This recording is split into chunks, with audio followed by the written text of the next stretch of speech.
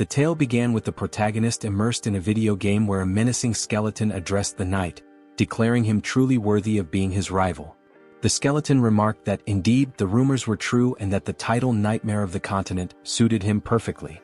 Yet, he added, as long as the forces of light stood by their side, they would never surrender. Sunghyun thought to himself that this was both a terrifying immortal king and a noble knight of light. He sipped on his soda, wondering aloud if their dramatic clash was a bit overdone. Still, he acknowledged it was just a performance. But how had things ended up this way? Even this unlucky guy stuck in his closet watching it all unfold, wasn't that also him? Before long there was a knock at the protagonist's door. A staff member, holding a pen and a piece of paper, introduced himself as being from the Special Ability Control Bureau Relocation and Investigation Department. He asked if Sunghyun was present. The protagonist confirmed with an eager expression. The employee explained that his identity had been verified and requested that, should he awaken, he report it immediately to the Special Abilities Control Bureau. Sunghyun reflected that it was the first time he had spoken to a stranger in half a year.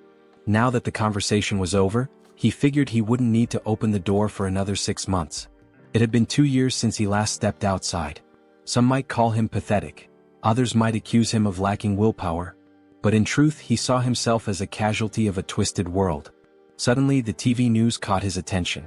A reporter announced that firefighters were battling a blaze at a shopping mall.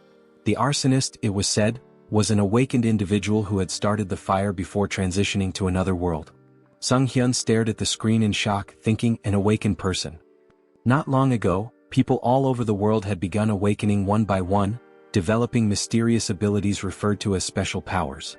After awakening, individuals were forced into another world within 24 hours, returning only after meeting specific conditions. However, very few ever came back alive. Desperate and hopeless, many of the awakened resorted to committing senseless crimes before their inevitable departure. 2 years ago, a reckless prank by one such awakened person had cost Sunghyun both his family and his leg. Though he had tried to muster the resolve to start anew, the effort seemed futile. At one point he sat on a specialized exercise machine attempting to work his legs. He slumped down, exhausted, asking himself what the point of all this was. Why was he so afraid of stepping outside? Perhaps with just a little more determination something might change. Maybe he could leave this place and go somewhere, anywhere. Suddenly, a translucent system window materialized above his head. It displayed a message, dimensional distortion detected. Connection to the Akasha system in progress. Awakening of a unique skill. The unique skilled avatar had been awakened, and a countdown began.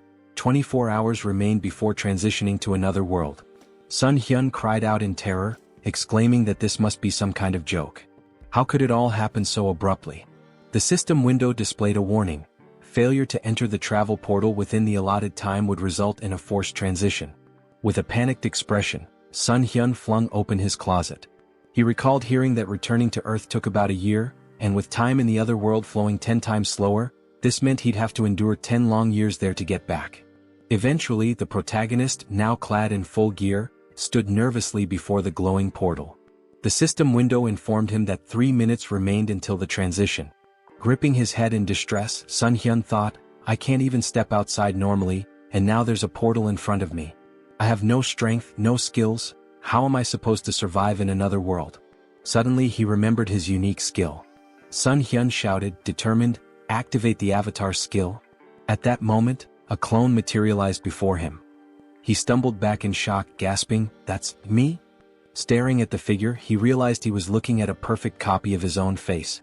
The clone saw everything he did as though they shared the same vision.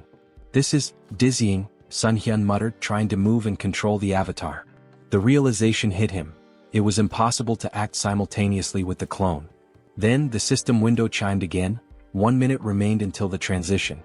Failure to step into the portal would trigger a forced move. In desperation, Sunghyun slumped against the clone's chest. This avatar is useless, he groaned. Just like me. If only someone else could take my place. Acting on a sudden impulse, Sunghyun directed the avatar toward the portal.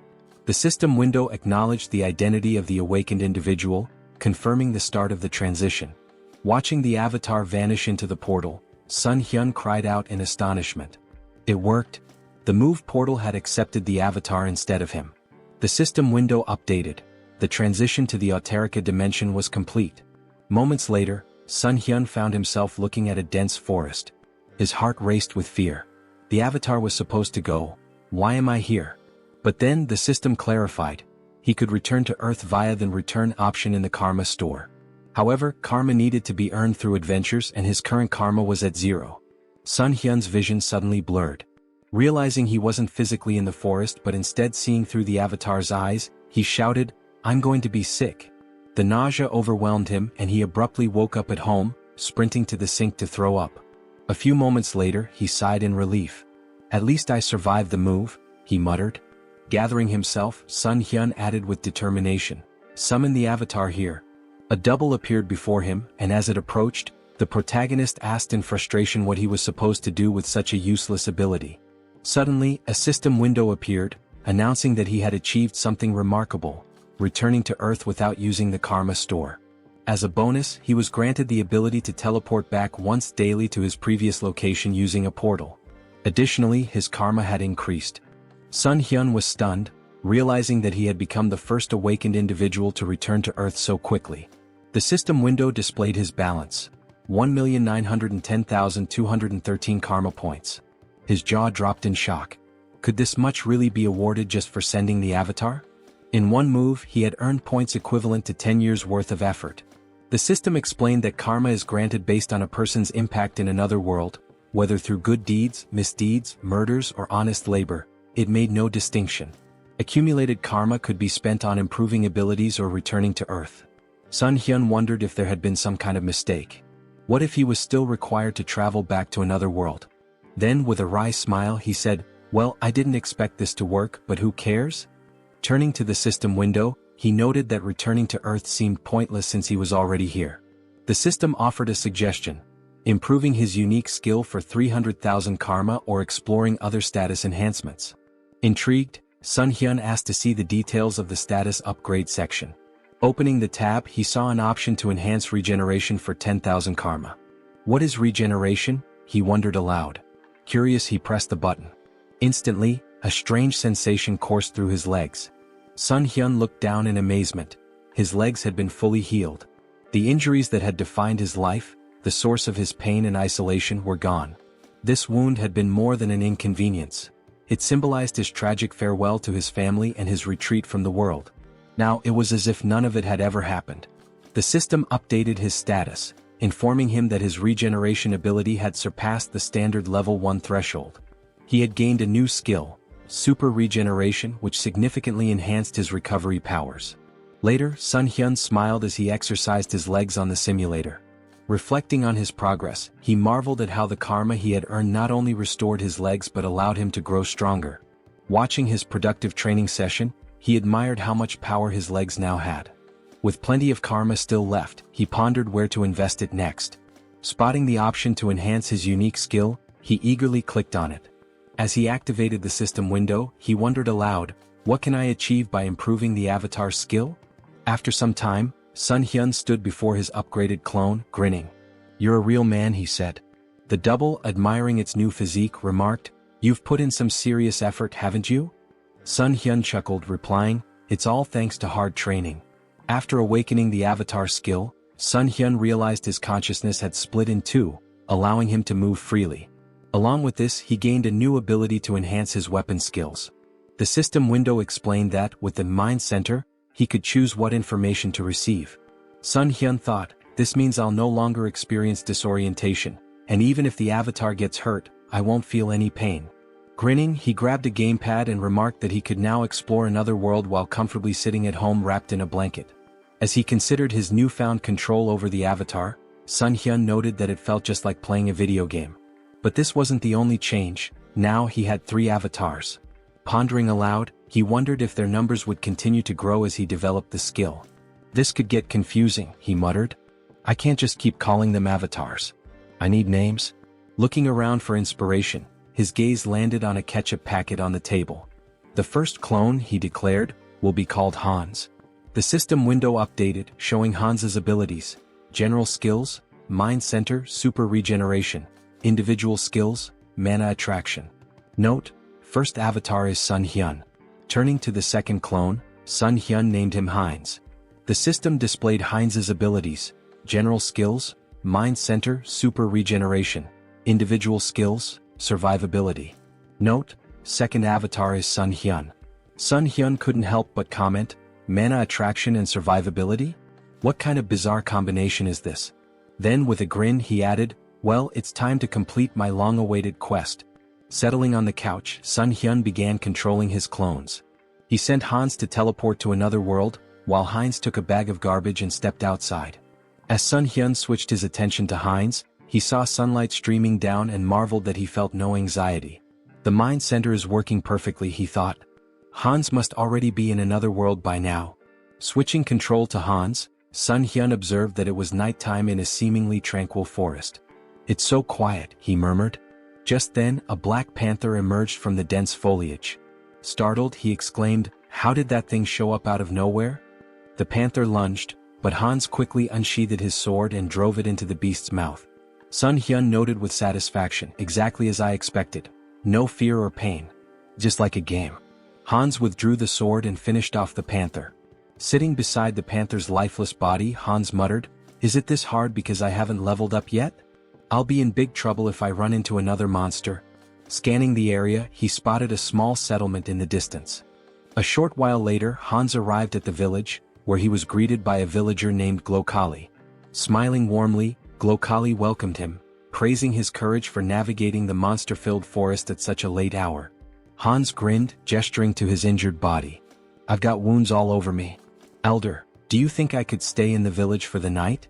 Glokali nodded with a kind smile. Of course, he said. We should always help each other. Hans exhaled with relief and gratefully thanked the elder. A short time later they were walking through the village, passing by the houses. The elder commented that it was the first time he had seen such clothing and equipment, asking if Hans had come from far away. Hans chuckled. I got a little lost. Kept walking and somehow ended up here. The elder smiled warmly. It's nice to meet someone new after such a long time. How about we share a drink at the tavern? Later that night, Hans lay on a bed, smiling to himself. They even gave me a room here, he mused. The longer he stayed, the more he thought about how kind the villagers were. How long has it been since I felt so happy talking to people? Today really was a good day. Meanwhile, the protagonist sat on his couch, holding a mug of alcohol. This is great, he said aloud, savoring the feeling. Eating chicken after a shower, pure bliss. Traveling around the world like this is amazing. Feeling a pang of guilt, he added, I'm embarrassed though. Hans is working so hard out there. He reflected that Hans was practicing his survivability. I don't know when I'll have to send him away again, so it's good he's preparing. With a smile, Sunghyun concluded, this is fantastic. But no matter how much my clones accomplish, I need to learn more about the other world. What kind of place is it really? He opened his laptop, smiling as he thought, I'll be a great leader. Suddenly, a system window appeared, declaring, Avatar is dead. All skills and data acquired by the avatar will be reset. Sunghyun froze in horror. Hans died. He pointed at the system window, panicked. He died in that village. Could it have been that old man's doing? Did he slip something into the drink? He shook his head, frustrated. How careless of me. Then a thought struck him. Wait, am I reconnecting to the avatar? At the same time, back in the village, Glokali stood with another man near Hans's lifeless body. I thought he'd be useful, Glokali said, but he turned out to be just an empty shell. He managed to get through the forest alone, so I thought he had real potential. But in the end, he's just another elite skeleton. As Sunghyun began to control Hans's body again, he wondered in shock, what's happening here? The system window popped up, stating, race changed to undead. New skill acquired, decomposed heart. Hans's updated profile read, race, undead. General skills, mind center, super regeneration. Individual skills, mana attraction. Note, the mind center prevents mental damage. Sunghyun's thoughts raced in panic. What is going on? Glancing to the side, he spotted a large number of skeletons behind a glass wall. Fear gripped him as he realized, could it be that these lunatics turned all the villagers into undead? Just then, a living man entered the basement. Who is this? Sunghyun wondered. Wait, isn't that the guy from the tavern yesterday? The man, visibly annoyed, grumbled, how much longer do I have to stay in this dump? His gaze shifted to Hans's body on the floor and he stared at it intently. The protagonist anxiously wondered what the man was staring at. Did he really notice I've come to my senses? The man pointed at Hans's body with irritation and grumbled, "Why is this knucklehead still here? Why do I have to redo what everyone else has already done? Move the skeleton's body over there." Sunghyun felt a jolt of worry. "Even though my heart isn't beating, I think I almost had a heart attack." He could feel a strange force trying to move Hans's body against his will. By concentrating, he managed to resist the pull, but he decided it was wiser to obey for now. The man muttered with frustration, "Why does the old man always make me check on these weirdos? What a meticulous pain in the neck." Sunghyun reflected nervously. "This force, it feels so familiar. It's the same one that moved my dead body earlier. Could it be linked to the mana attraction skill?" His thoughts raced. "If that's the case, maybe I can figure out how to control it. And if I can control this force, I might be able to take command of all the other undead too." 1 week later. In the dim basement, Hans's undead body sat on a stack of wooden boxes, his skeletal fingers twitching with faint magical energy. Across from him, a skeleton lay crumpled on the floor. With a flick of Sunghyun's will, the skeleton stood up stiffly, moving as though animated by invisible strings. Sunghyun grinned. "I finally did it. I can control others now. Although it's not exactly what I imagined. I can only influence one undead at a time, not a whole crowd. Guess an elite skeleton like me isn't capable of much more yet." Suddenly, the sharp hiss of a rat caught his attention. He snapped forward, grabbing the small creature in his bony hands. "So, it was this little pest gnawing at my heels all week? You're a fast and nimble one, aren't you?" A tiny nasty thing. An idea struck him. "What if I use my magic on something small and fast like this rat instead of a person?" He focused his mana, and the rat's eyes glowed an eerie red. Sunghyun carefully set it down, grinning. "Operation Night Watch begins," he said to himself. "Let's see what secrets I can uncover with this little spy." Outside the warehouse, through the rat's glowing eyes, Sunghyun observed a man pacing outside. "Why is this guy whining so much?" he thought, amused. Then the man opened a heavy wooden door, revealing a second, dimly lit warehouse. The rat scurried forward, darting toward the open passage. Suddenly, a surge of energy pulsed through the air, halting its progress. Sunghyun recoiled instinctively, even with the emotional dampening of the mind center active. "That energy, it's overwhelming. I can't risk getting closer." From within the warehouse, he overheard a conversation. Jeffrey, a sharp-featured man, asked impatiently, "When will the maturation process be done? That fragment of the immortal king, it feels like it's sucking part of my soul every time I go in there." "It'll be soon, right? The teacher's been stuck in there for days." Another man replied, his tone cautious, "It should be soon. But isn't it funny? We're guarding this place so tightly with traps set all over the village and even here. Not even a mouse could sneak through." Sunghyun's thoughts swirled. A fragment of the immortal king? That must be what they're guarding. But where else can I gather information? And where did that old man disappear to? Moments later, a sudden flash of magical energy pierced the rat's body, shattering the connection. The elder approached, his expression calm and his tone almost amused. "A simple mouse," he said, brushing his robes as he inspected the remains. Sunghyun seethed from his safe distance. This old idiot. He noticed even a tiny spy. This is going to be more difficult than I thought. The protagonist's thoughts raced as he wondered, did they really figure me out? The old man stepped closer, inspecting the rat's lifeless body.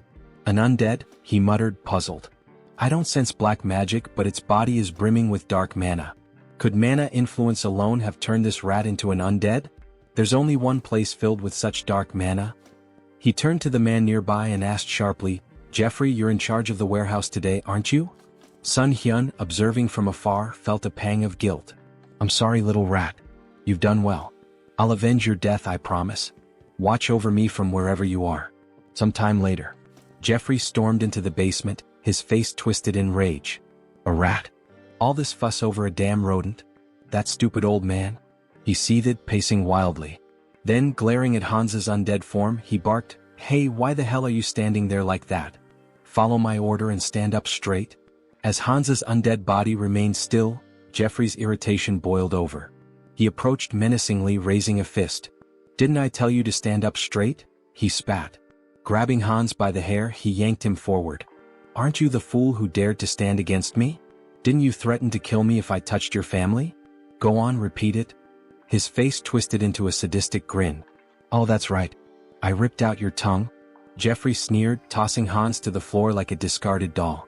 "You should be thankful I let you live, even after we hunted down every idiot in your pathetic village. And your wife, she's here too, isn't she? What about your children? Oh wait, maybe they're with other families now. The tables turn.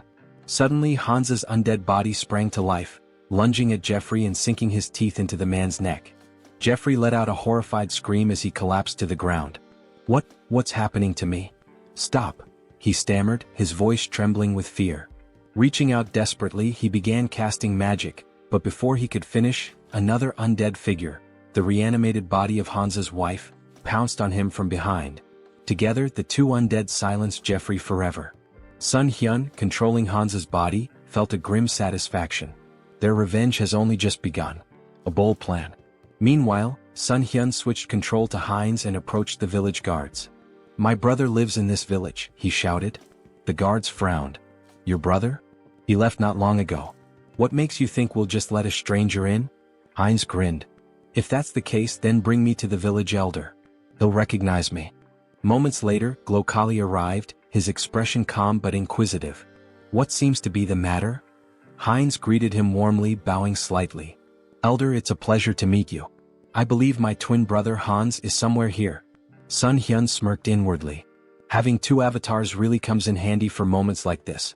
While Heinz kept Glokali distracted, Sunghyun, through Hansa's body, infiltrated the warehouse and approached the fragment of the immortal king.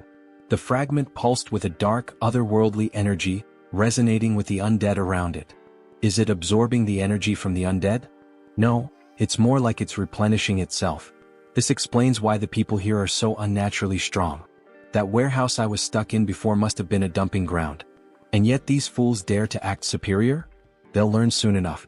Sunghyun activated his abilities, drawing the fragment toward him. A powerful surge of energy echoed throughout the village, shaking the very ground. The elder's realization. Back at the gates, Heinz maintained his ruse. Twins are connected, he said with a sly smile. We always know where the other is. Glokali frowned, his suspicion growing. Hard to believe, he muttered. Suddenly his eyes widened in panic. He sensed a disturbance and shouted, something's wrong with the fragment. Kill this fool immediately. In a blur of movement, Glokali transformed into a monstrous, darkened form and hurtled toward the source of the disturbance, his face twisted with rage. The guards, startled by Heinz's sudden disappearance, raised their spears in confusion. Meanwhile, the protagonist reflected on the overwhelming surge of emotions emanating from the fragment. Such an irresistible flow of negative energy. Even with the mind center filtering the input, it's like a tidal wave. Could anyone endure this and remain sane? Suddenly, a deafening explosion of energy shook the area, and a system window materialized before him. System notification. Your essence meets the conditions. Information unlocked. Immortal magician Demolic. Rank increased due to the power of the fragment of the immortal king. Dark magic hidden in the fragment has assimilated with your essence. New skill acquired, demonic wisdom. This skill grants mastery of dark magic and an innate understanding of its mechanics. Sunghyun marveled at the new power. Demonic wisdom. Just by observing dark magic, I can wield it as if I've known it forever. This changes everything. In the basement, a man stood near the remnants of Jeffrey's last stand, muttering to himself. That idiot couldn't even handle a zombie rat.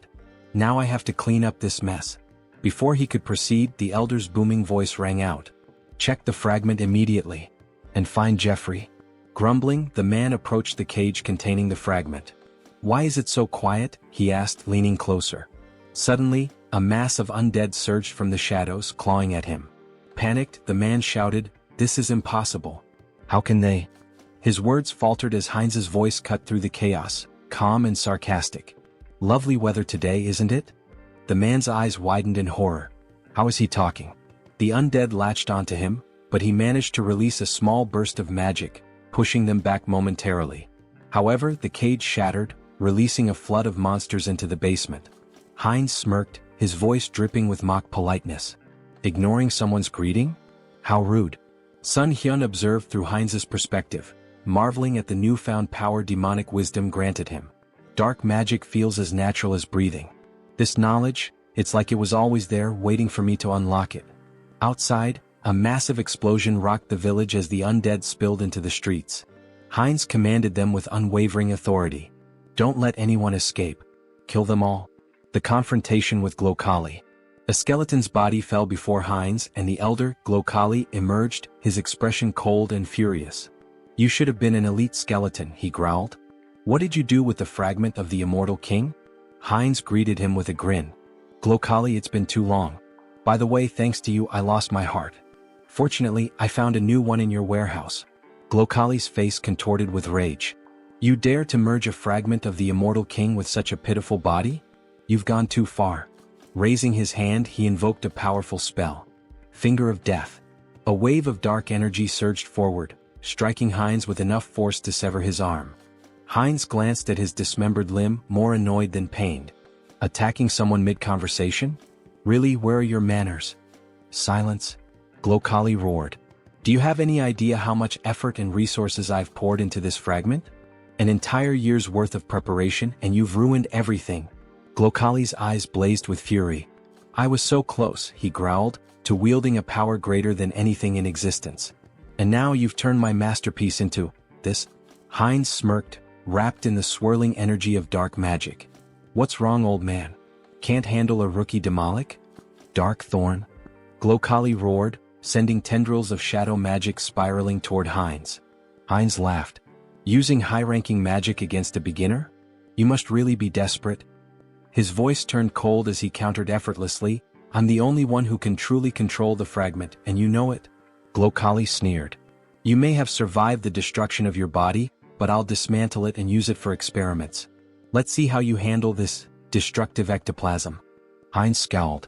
"Stop reciting your skills like an amateur." His voice rose with disdain. "And just die already, Alfred." The elder froze for a moment. "Alfred?" His expression twisted into suspicion. "How do you know that name? Did you sneak into this village intentionally?" Before Heinz could reply, a surge of dark magic shot toward Glokali from behind. The elder reacted swiftly, deflecting the attack with ease. He narrowed his eyes. "You're adapting quickly to dark magic. Is it the fragment's doing? No matter. I have no time to waste." Raising his hand, Glokali activated another spell. Pact of Destruction. The battlefield dimmed as the souls of the fallen black magicians coalesced, swirling around Glokali like a maelstrom. A dark crown materialized on his head, amplifying his power. Heinz watched warily. "You're sacrificing the souls of your own allies for this? How fittingly vile of you." Glokali snarled, his voice thunderous. "With the full power of this fragment, I would have crushed you. But no matter." Now, flame of souls soaked in darkness. A massive surge of fiery dark energy erupted toward Heinz. The final blow. Before the spell could reach its mark, a streak of magic pierced Glokali's chest. The elder stumbled, his expression frozen in disbelief. Heinz stood unimpressed. "Took you long enough to tire yourself out. Honestly, I almost fell asleep while you were chanting all those fancy spells." He added with a smirk, "By the way, thanks for plunging me headlong into dark magic. I think I've finally mastered it." Blood trickled from Glokali's lips as he collapsed to his knees. "How could I die like this? So, senselessly?" Heinz watched him fall lifelessly to the ground. Raising his gaze to the sky, he muttered, "Alfred, I hope you saw all of this. Your revenge is complete. Rest in peace." Elsewhere. In a grand cathedral, Rista knelt before a massive statue, her hands clasped in prayer. The flickering light of candles illuminated her solemn face. A knock interrupted her meditation. Rising, she opened the door to find Martin, his face pale with urgency. "Are you finished praying?" he asked. "Yes," she replied calmly. "What's the matter?" Martin hesitated, then blurted, "The ghost of the immortal king's resurrection has been detected in the west." Rista's eyes widened slightly, though she maintained her composure. "The immortal king?" Martin nodded grimly. "I'll summon the council immediately." As he left, Rista turned back toward the statue, her expression hardening. "The one who brought terror to this continent hundreds of years ago. I won't let it happen again."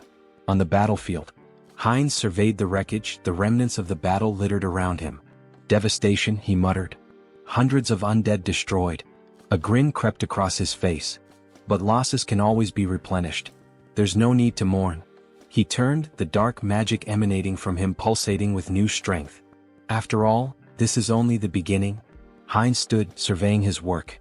The most wonderful thing about necromancy, he mused, was the ability to create soldiers from corpses. He glanced at his missing limb, irritated, and muttered to himself, First things first, we'll need to take care of the hand. He had already walked a lot today, moving through the battlefield and observing the aftermath. His thoughts turned to his own body and the need to fix it before going any further. Looking around, Heinz's eyes fell upon a lone skeleton, its bones still fresh from the battle. Without hesitation, he tore off its arm, examining the form. This will do.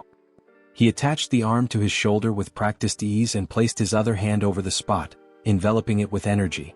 Super regeneration activated, he muttered under his breath. Clenching his fist, he tested the new limb. Perfect, he said, pleased with the results. The regeneration took a moment, but soon the arm was securely attached, and Heinz's body was as whole as it could be in its current state. Where to start? He wondered. He stepped forward, hands extended as he focused his energy. The skeleton in front of him was about to become his first test. With a commanding tone, he spoke aloud, "You must become my subordinate." The voice of the evil wisdom, the fragment of the immortal king that had fused with his soul, whispered to him in the back of his mind. Its presence filled him with strength, guiding him toward his goal. Return the remaining magical power to your body, cleanse it of the fragments of thoughts. But as he focused, something went wrong. The skeleton suddenly fell apart, crumbling into dust. What? Heinz raised his hands in confusion. Didn't work? A moment of silence followed as Heinz stood before the pile of bones, arms folded, contemplating. He muttered to himself as realization dawned on him. I've been going about this wrong. After a few attempts, it clicked. He turned his gaze toward the village chief's body, still lying in the aftermath of the battle. A dark idea began to form. He pointed his hand toward the body and spoke slowly, "Should I turn you into an undead with a soul to extract information from you?" Grabbing the lifeless form of Makhem by the clothes, Heinz lifted him up for closer inspection. "What?" he exclaimed, his voice tinged with surprise. "The old man doesn't have a soul." Makhem's body had been stripped of any trace of life, except for the magical circle burned into his chest. Heinz examined the symbol and thought for a moment. So this is how they've been controlling things. Throwing Makhem's body aside, Heinz couldn't help but smirk at the oversight. It's strange they didn't think of this little thing, considering the scale of their operations, he muttered. But no matter. I can still use this. With renewed focus, Heinz concentrated energy into his hand. If the soul is gone, I'll have to make do with what's left. He directed the energy straight into Makhem's body, deciding that he would turn the old man into something more useful. A high-level undead with consciousness and combat skills. Heinz's magic spiraled through the corpse, desecrating the remnants of its magical power and cleansing it of any remaining fragment of thought. A few moments later, the body twitched and Makhem rose to his feet, now an obedient death mage. The undead mage stood before Heinz, waiting for orders. His voice was hollow but clear. "I await your command." Heinz looked at him with curiosity. "You're speaking." "I didn't even expect that result," he muttered, impressed. He turned to Makhem, his expression cold. "Your name is Makhem. From now on you will obey me." Without hesitation, Heinz slammed his hand against the undead mage's skull. Makhem flinched but immediately responded with desperation. I will obey." Heinz smirked, rubbing the bruise on Makhem's head. "Even if he lost his memories, his sins remain. I'll enjoy this." Turning his attention to Makhem's cane, Heinz casually remarked, "It looks pretty good." Makhem's bones trembled, his fear palpable. His new existence as a death mage was not one of autonomy, it was one of fear and servitude. The power of the immortal king's fragment coursed through Heinz, and with it, the ability to control life, death, and everything in between. Heinz's grin widened. "You're going to be a useful tool?"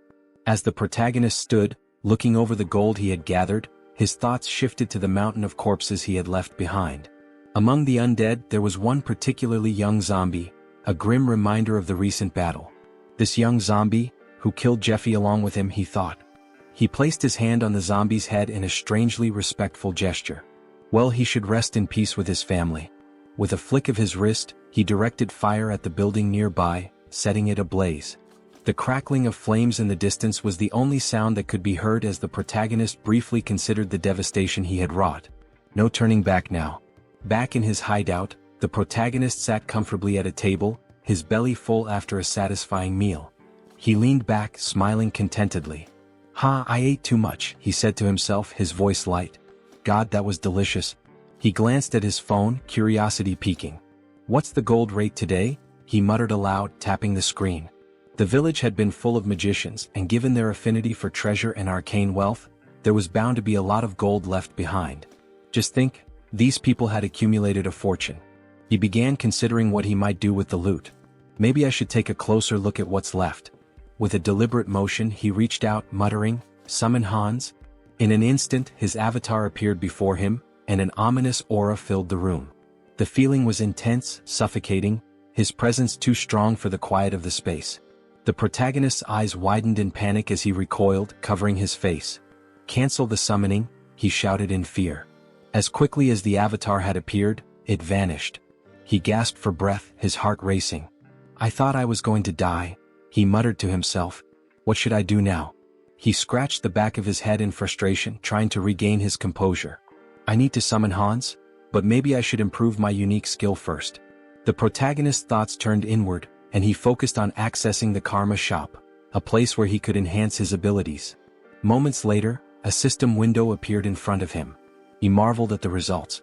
"I earned more than I expected," he mused. The last time he had just over 400,000 karma. Now the amount had grown. He selected the item to improve his unique skill and spent a hefty 300,000 karma. A message popped up on the screen stating that his skill had improved. The number of avatars you can own has increased. His mental strength exceeded the norm, and as the information sunk in, he clenched his fist, enveloped in a surge of energy. Serenity. This skill would protect him from external stimuli and mental attacks. A welcome upgrade for the challenges ahead. Later he began filling a paper bag with gold, thinking about the potential. With my normal state of health, Hans can benefit from serenity, unlike the center of the mind. It was incredible how he always seemed to pick the right skills when needed. When the bag was full of gold, he smiled with satisfaction. Great.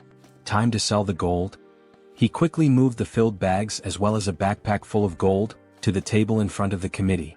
As he laid the bags out, the workers couldn't hide their astonishment. They gasped, shielding their eyes from the precious glow radiating from the gold. The protagonist nodded, maintaining his calm demeanor. "Please deposit all the funds into my account." He then turned and walked outside, leaving the employees to complete their task. They bowed in gratitude, thanking him for his trust. Sunghyun offered a smile in return, wishing them well. As he walked away, he glanced at his shadow on the ground, remembering how Hans had hidden it with dark magic just in case. "Maybe I was worried for nothing," he mused. The shadow was well concealed, even masked to avoid detection. Just as he was about to leave the area, an explosion echoed from behind him. The building rocked, debris flying through the air. Wolf stood amidst the destruction, his grin wide as he surveyed the damage. "Looks like we hit the jackpot," he said, his voice dripping with satisfaction. Holding a bag of gold in his hand, the protagonist, Sunghyun, grinned, looking at the treasure he had gathered. Who would have thought there'd be so much gold in such a remote place? He mused, clearly pleased with the haul. His grin was wide, but it was quickly interrupted as a bandit beside him urged, "Stop chatting, it's time for us to run." Without wasting time they made their way forward, running swiftly through the streets. "I know," Wolf shouted, his confidence undeterred as they sprinted. Ahead of them they spotted Sunghyun, who looked at them in fear and shouted, "Villains! Someone needs to report them. These criminals using their awakened powers for evil, and the ones who protect citizens from them are..." His words were cut off as a powerful blow struck his cheek. Wolf, dealing the blow, shouted, "Shut up." His voice was a harsh command, shutting down Sunghyun's words before they could gain any traction. The protagonist touched his bruised cheek and thought to himself, "The guards will probably track them down. I can't do anything." Meanwhile, Wolf ran confidently forward, saying, "Great. Everything is going according to plan." The bandit hanging from his back added, "We've got plenty of time. The guards will be here in about 3 minutes. We just need to reach the portal." "Is she here?" As they neared their destination they saw something that made them stop in their tracks, a girl lying unconscious on the ground. The wolf stopped and shouted, "Portal? What happened to her? She needs to wake up." His voice was laced with urgency. The bandit, looking around nervously, turned to the wolf and said, "Look over there." His voice trembled as he pointed, and the wolf looked to see a figure standing in front of them, masked and glowing ominously in the distance. "Hans?" the wolf muttered, trying to make sense of the situation. He couldn't help but ask, "Who's that?" "The guards?" The bandit, shaking his head, whispered, "That idiot isn't one of them." As Hans moved closer, he reached up to remove his mask. Sunghyun won't be able to do anything, Hans thought, but he knew that his avatar, was a different matter entirely. The bandits looked on in fear, raising their hands in surrender. Time passed and soon the guards of the South Korean Returned Association arrived at the scene, their boots pounding the ground as they ran. The lead guard shouted confidently, "Here?" He looked back at his colleagues, urging them forward. "Are we going to miss him again?" When they arrived, they froze in surprise. "What happened here?" the guard asked. He surveyed the area where the bandits lay defeated on the ground. The wolf, still dazed, had lost his mask in the scuffle. The lead guard assumed that someone had dealt with the villains but that they couldn't have gotten far. He turned to his colleagues, gesturing around the area. Searched the surroundings carefully. Meanwhile, Hans, like a shadow, moved swiftly through the area. He flew past the guards, heading straight toward Sunghyun. As they reunited, Sunghyun couldn't help but smile. "I see you've warmed up well," he remarked, pleased with the success of their plan.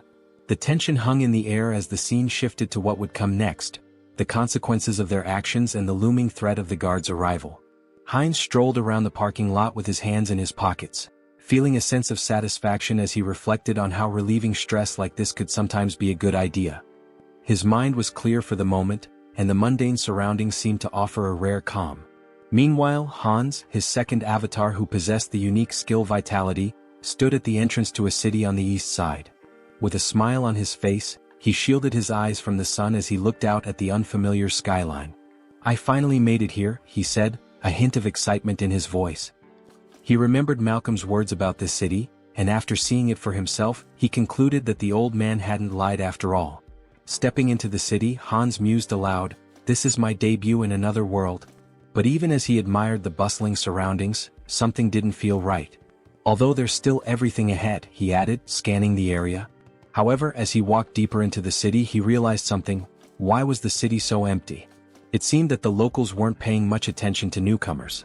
People went about their business as if strangers were a normal occurrence, not even sparing Hans a glance.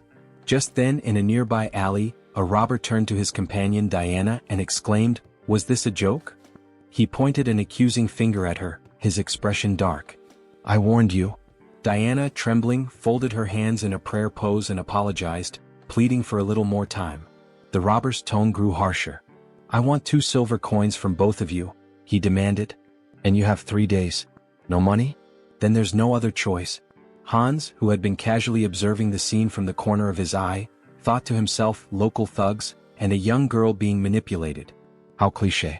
He was about to continue walking, uninterested in getting involved, but fate had other plans. As Diana turned and tried to flee from the robbers, she collided with Hans. She stumbled back, immediately lowering her head in apology. "Sorry," she muttered, not knowing who he was. "Let's talk," Hans said, his tone calm as he sized her up. "How well do you know this city?" It was clear to him that he would need a guide. "Who are you, uncle?" she asked, surprised by the stranger's sudden question. Hans grinned, holding up 2 silver coins in his hand. "I'm a potential employer," he said, his smile widening. "Maybe we can discuss the terms?" Diana's eyes widened as she stared at the silver coins, the promise of money catching her attention. She quickly agreed, and the two of them made their way through the streets toward an inn.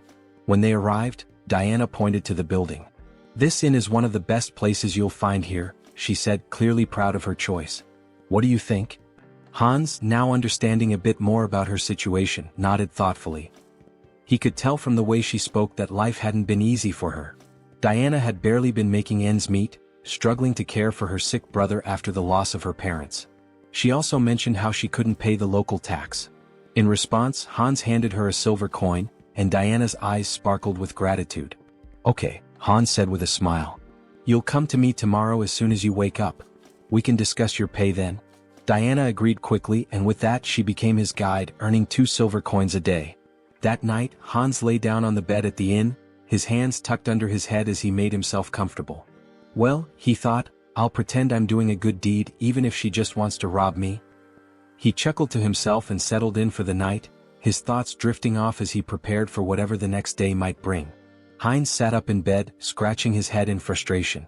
The bed was terribly uncomfortable, and despite his best efforts, he couldn't seem to fall asleep.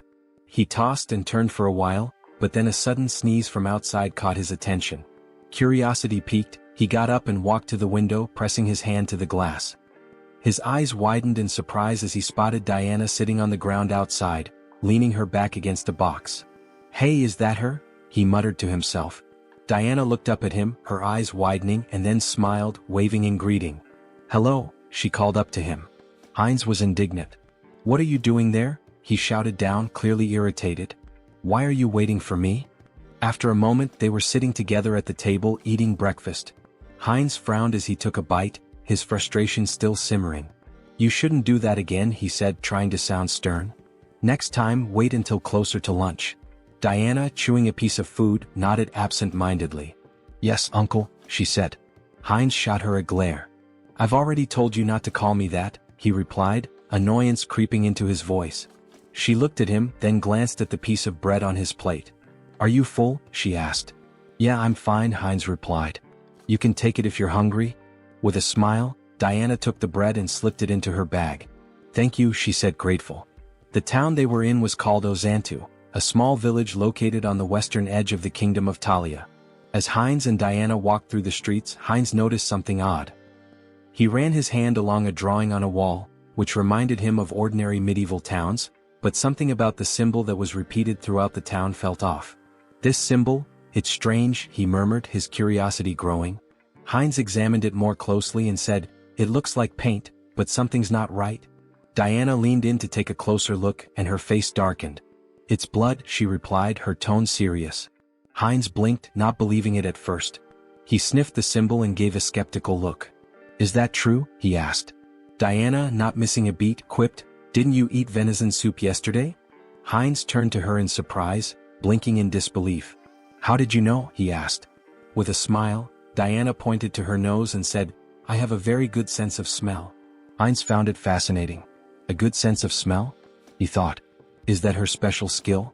They continued walking through the streets, Heinz still pondering the implications of her statement. He asked, "What does the symbol mean?"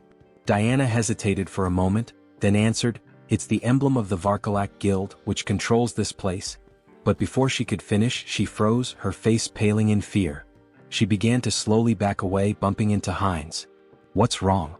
Heinz asked, alarmed by her sudden change in demeanor. Diana's eyes darted around nervously. "That smell," she said, her voice tight. Heinz furrowed his brow. "What smell?" he asked, not sure what she was talking about. Diana inhaled deeply, her eyes closed as she focused on the scent. Then, with a sense of urgency, she turned around, her fists clenched. "Freshly baked bread," she exclaimed. "I have to try it?" Heinz, confused but amused, asked, "Didn't you just eat a minute ago?"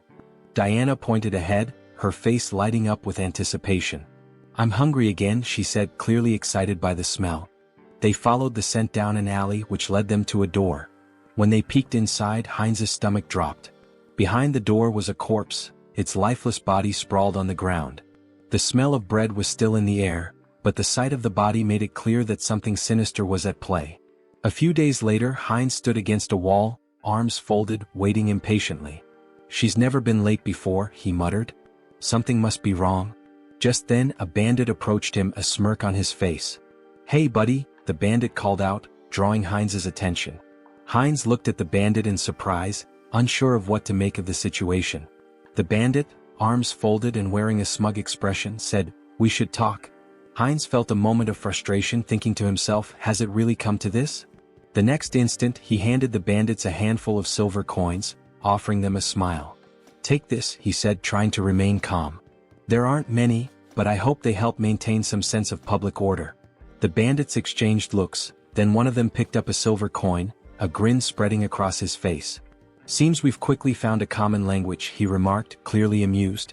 Heinz thought to himself, I brought money just for this kind of situation. But then, his eyes narrowed as he noticed something. The bandit had a symbol on his neck, one that looked strikingly similar to the emblem Heinz had seen on the walls of the city earlier. His thoughts turned grim. Diana had warned me to avoid the alleys. We need to leave this place as soon as possible. Heinz couldn't help but wonder just how terrified the girl must have been, given how deeply afraid she'd seemed of the thugs. The bandits moved away, but one of them turned to the other and asked, "Why did you grab this brat?" His comrade responded dismissively, "How should I know, idiot? We're just following orders." The word struck Heinz like a blow. "Brat?" he thought. "Don't tell me those two bastards grabbed Yen?" Without thinking, he shouted after them, "Wait a minute!" The bandits turned around in surprise, eyeing him curiously. Heinz clenched his fist. Damn it, timing is everything in situations like these. If things get dangerous, I can just cancel the call. He forced a smile, trying to stay calm. There's something I wanted to know. At that moment, Diana's voice suddenly called out to him, and he turned around in shock. "Huh? Diana?" The bandit, now flexing his fist with an irritated expression, remarked, "So, what's your friend interested in?" Heinz gave an awkward smile, trying to keep the conversation light. "Is the silver I gave enough?" A little while later, one of the bandits returned with a bag in his hands. "They took everything," he said nonchalantly, tossing the bag aside before turning toward Heinz. The bandit's expression hardened. "And where's the rest of it? You were supposed to meet us long ago." Heinz shot him a glare. "Did you even know how much I gave you?" In that moment, Diana's face fell and tears began to form in her eyes. "My little brother is missing," she sobbed, her voice trembling. "He was just starting to get better, he could eat again, but now I can't find him anywhere." Heinz's mind raced as he recalled the conversation he'd overheard between the bandits. Could they be talking about Diana's brother? He asked, his voice tinged with suspicion. Could it be Varkalak? Diana looked up at him, her face stricken with terror. "No," she whispered, shaking her head in despair. Heinz frowned and asked gently, "What do you mean?" Tears streamed down Diana's cheeks. "They really took him," she choked out. "Aaron will die if they hurt him." Heinz's heart sank as he watched her crumble in front of him, the weight of her words sinking in. He knelt down beside her, trying to comfort her the best he could. "Don't worry so much," he said softly. "If they want a ransom, I'll pay it. You won't be alone in this." But Diana, her voice barely above a whisper, whispered in disbelief, "They really took him. Aaron will die." Heinz's heart pounded in his chest as Diana's words hit him like a cold shock. "Blood," she had said. He repeated the word in disbelief. "Why blood?" he asked, struggling to understand. Diana, still shaking with fear, managed to sit up. "This city," she whispered, her voice trembling, "is a warehouse for live blood bags. For vampires." Heinz's mind reeled as the weight of her words sank in. Before he could process it further, a voice from above cut through the tension. A vampire stood on the roof, his figure silhouetted against the setting sun. "The smell of dark mana is strong," he said with a low, cruel smirk. "Did they kill each other over the fragment of the immortal king? How unfortunate. I wanted to destroy it once it fully matured." The vampire folded his arms, his smile widening as he continued. "I don't know who stole it, but I know exactly where it's going. So, finding the thief won't be difficult." Heinz, still processing the bizarre situation, looked at Diana, his expression confused. "A vampire?" Tears streaming down her face, Diana nodded. "Yes, vampires. The Varkalaks and all the other organizations in this city, they're all run by vampires. Even if you escape the city, none of us will survive. They're all connected and they'll hunt us down." She buried her face in her hands, sobbing. "We've been trying our best to hold on, but we're just getting picked off one by one. In the end, I know what will happen to us." Heinz reached out, gently grabbing her face and forcing her to meet his gaze. "Listen to me," he said, his voice firm. "If what you're saying is true, we don't have much time. Do you know where they've taken your brother?" Diana hesitated, looking down at the ground. She looked at him, uncertainty in her eyes, and then whispered, "I don't know. But, if you try to help me, it will be dangerous. You won't survive either." Heinz smiled, though the weight of the situation hung heavily in the air. "Don't worry about that," he said confidently.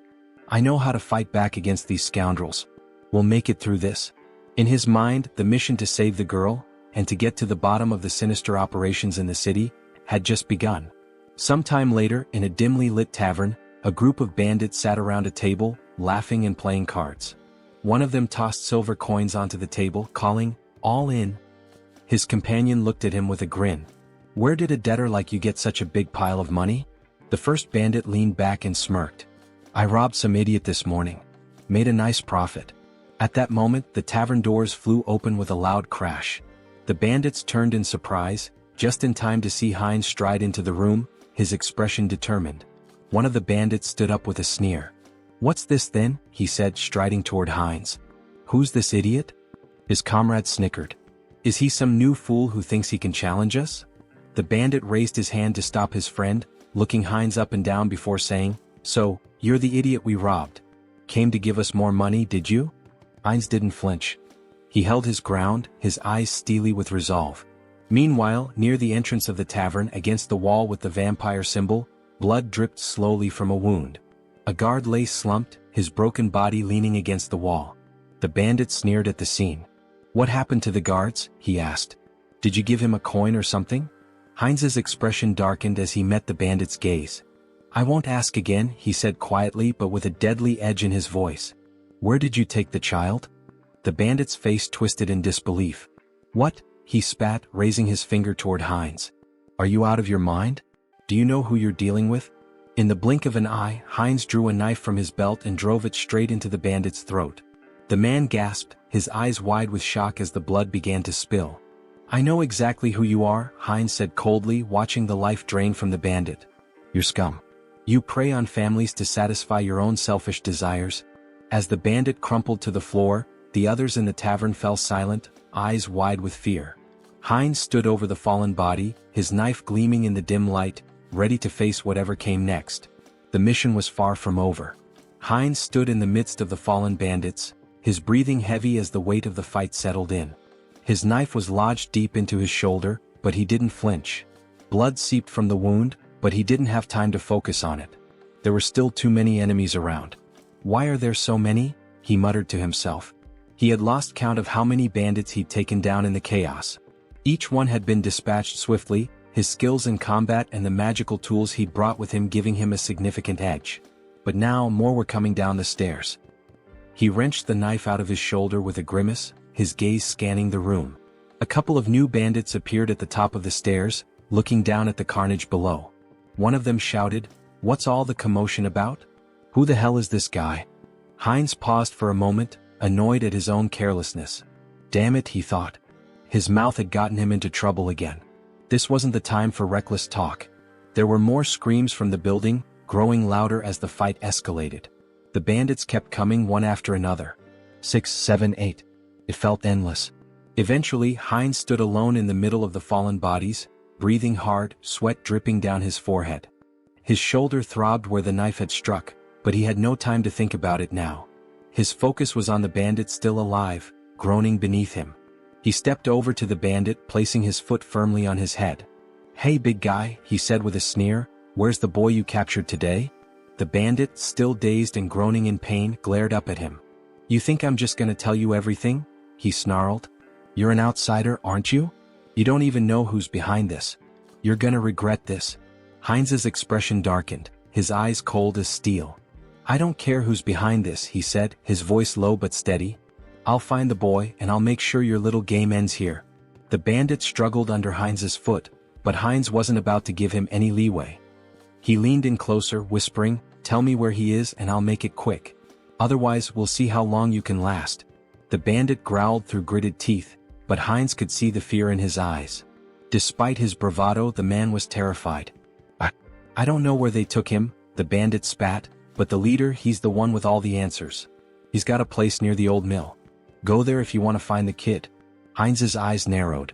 This was the break he needed. The mill. Got it? He stepped off the bandit's head and turned, heading for the door. As he did, he thought to himself, this isn't over yet. They've taken too much from this town and I'm going to put an end to it. He left the tavern, the weight of the mission heavy on his shoulders. There was no turning back now. After some time, Heinz opened the door to the room. Seeing the boy sitting on the floor, he asked, "Is this Aaron?" Trembling with fear, Aaron held his head and begged for mercy. The avatar knelt down, extended a hand toward him and reassured him, "Don't be afraid." Aaron's sister had pleaded for his rescue. Confused, Aaron asked, "Do you know my sister?" At that moment, a vampire in bat form flew into the scene. Heinz turned to Aaron, confirming, "It's true. I'll explain everything once we're out of here. But first we need to leave." The vampire landed on the window and shifted into his human form.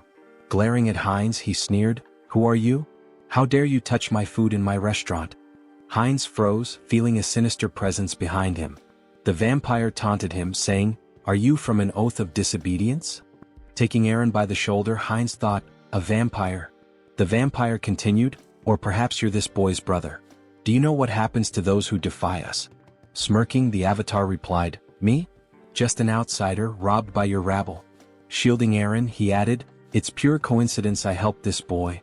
The vampire extended a hand and scoffed, "Really? How dull. I prefer my meals lively. Both of you will die here." As the vampire fired a magical projectile that shattered the surroundings, Heinz shielded Eren with his body, yelling, "Run!" The avatar, now lying on the ground amidst spilled alcohol, gasped heavily. He sat up, noticing the smell of liquor, and muttered, "Alcohol? Is that a barrel?" He patted Eren's head, asking, "Are you okay? This is it, you need to hurry and get outside." Just then the vampire landed nearby, sneering, "Dodged? You're faster than I expected.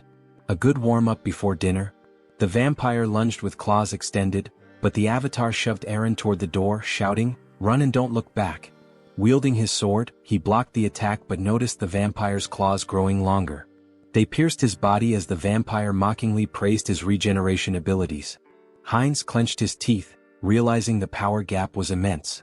The vampire, licking his lips, remarked, "Unexpected, but you'll make a fine delicacy." Despite the pain, Heinz thought, "If I hesitate, I'll die." He swung his hand, but the vampire severed it effortlessly, laughing, "Oh dear. I'll carve you up before I feast." Lifting Heinz into the air on his claws, the vampire declared, "This is where your resistance ends." As he leaned toward Heinz's neck, Heinz thought, "If strength isn't enough, then we'll both die." From his mouth, he unleashed a hidden fire spell, engulfing the area in flames.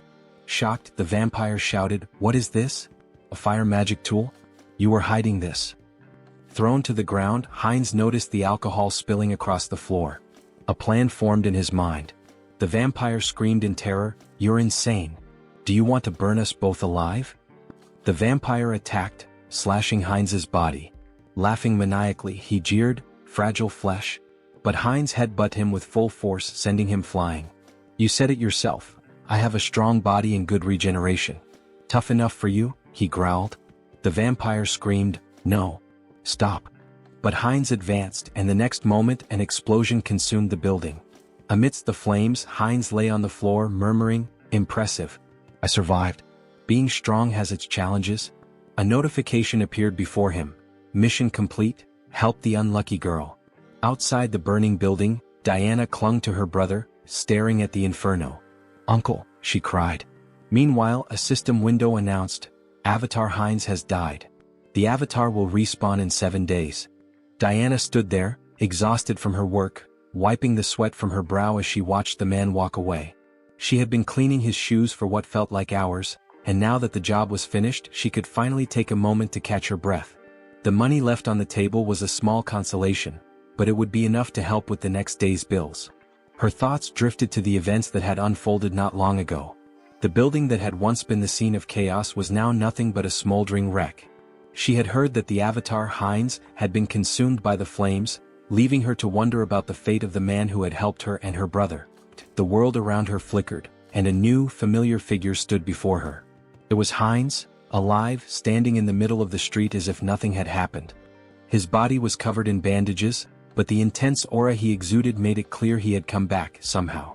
Diana stared at him, mouth agape. Her heart skipped a beat. "Uncle?"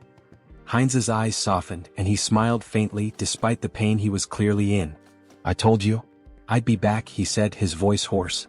It was then that the system window appeared in front of him, announcing that Avatar Heinz had been reborn after 7 days. His rebirth had been completed, and with it came a sense of purpose, a new mission to carry out. The flames from the explosion, the chaos, the danger, they were all behind him now. But Heinz knew this was just the beginning. Whatever had happened, whatever lay ahead, he was ready. And this time he wouldn't fail. Diana slowly approached him, her eyes filled with disbelief and relief. "You're really here? You're alive?" Heinz nodded, offering her a reassuring smile. "I told you I'd keep my promise." He extended his hand, a gesture of both gratitude and solidarity. "Let's move forward together." And with that, they began to walk side by side, ready to face whatever challenge. After some time, Heinz sat on the edge of the bed, staring at the system window deep in thought. It displayed that the interdimensional transfer would take 10 days to complete. "Longer than I expected," he muttered, "but that's fine." Suddenly the wall burst apart and Virik stormed in, grabbing Heinz by the neck. He slammed him against the wall and growled, "This was your doing, wasn't it? The tracks from the forest lead straight here." Heinz, gasping for air, thought, vampires. Have they figured it out already? Virik sneered. The outsider was under the jurisdiction of my slain kin? He accused. Despite his struggle, Heinz couldn't muster the strength to fight back. What a monster, he thought, his teeth clenched in frustration. Leaning closer, Virik sniffed the air around Heinz's neck. I don't sense the aura of dark magic or the blood of my king, he mused aloud. Heinz, barely able to speak, croaked, What are you talking about? I don't understand. I was just sleeping. Virik grinned menacingly. Don't understand, huh? Let's see about that. Pulling Heinz closer, he sank his fangs into his neck. I'll ask again, slowly this time. Lies won't work. Heinz convulsed in pain, thinking this is insane. Why is this happening to me again? The system window flashed a notification. Entity appearance has changed, vampire. Virik released him, stepping back as another message appeared. Special skill acquired, legacy of lesser blood. Heinz's super regeneration had been replaced with regeneration. Still radiating an overwhelming aura, Virik asked, So, are you truly uninvolved in the vow of disobedience?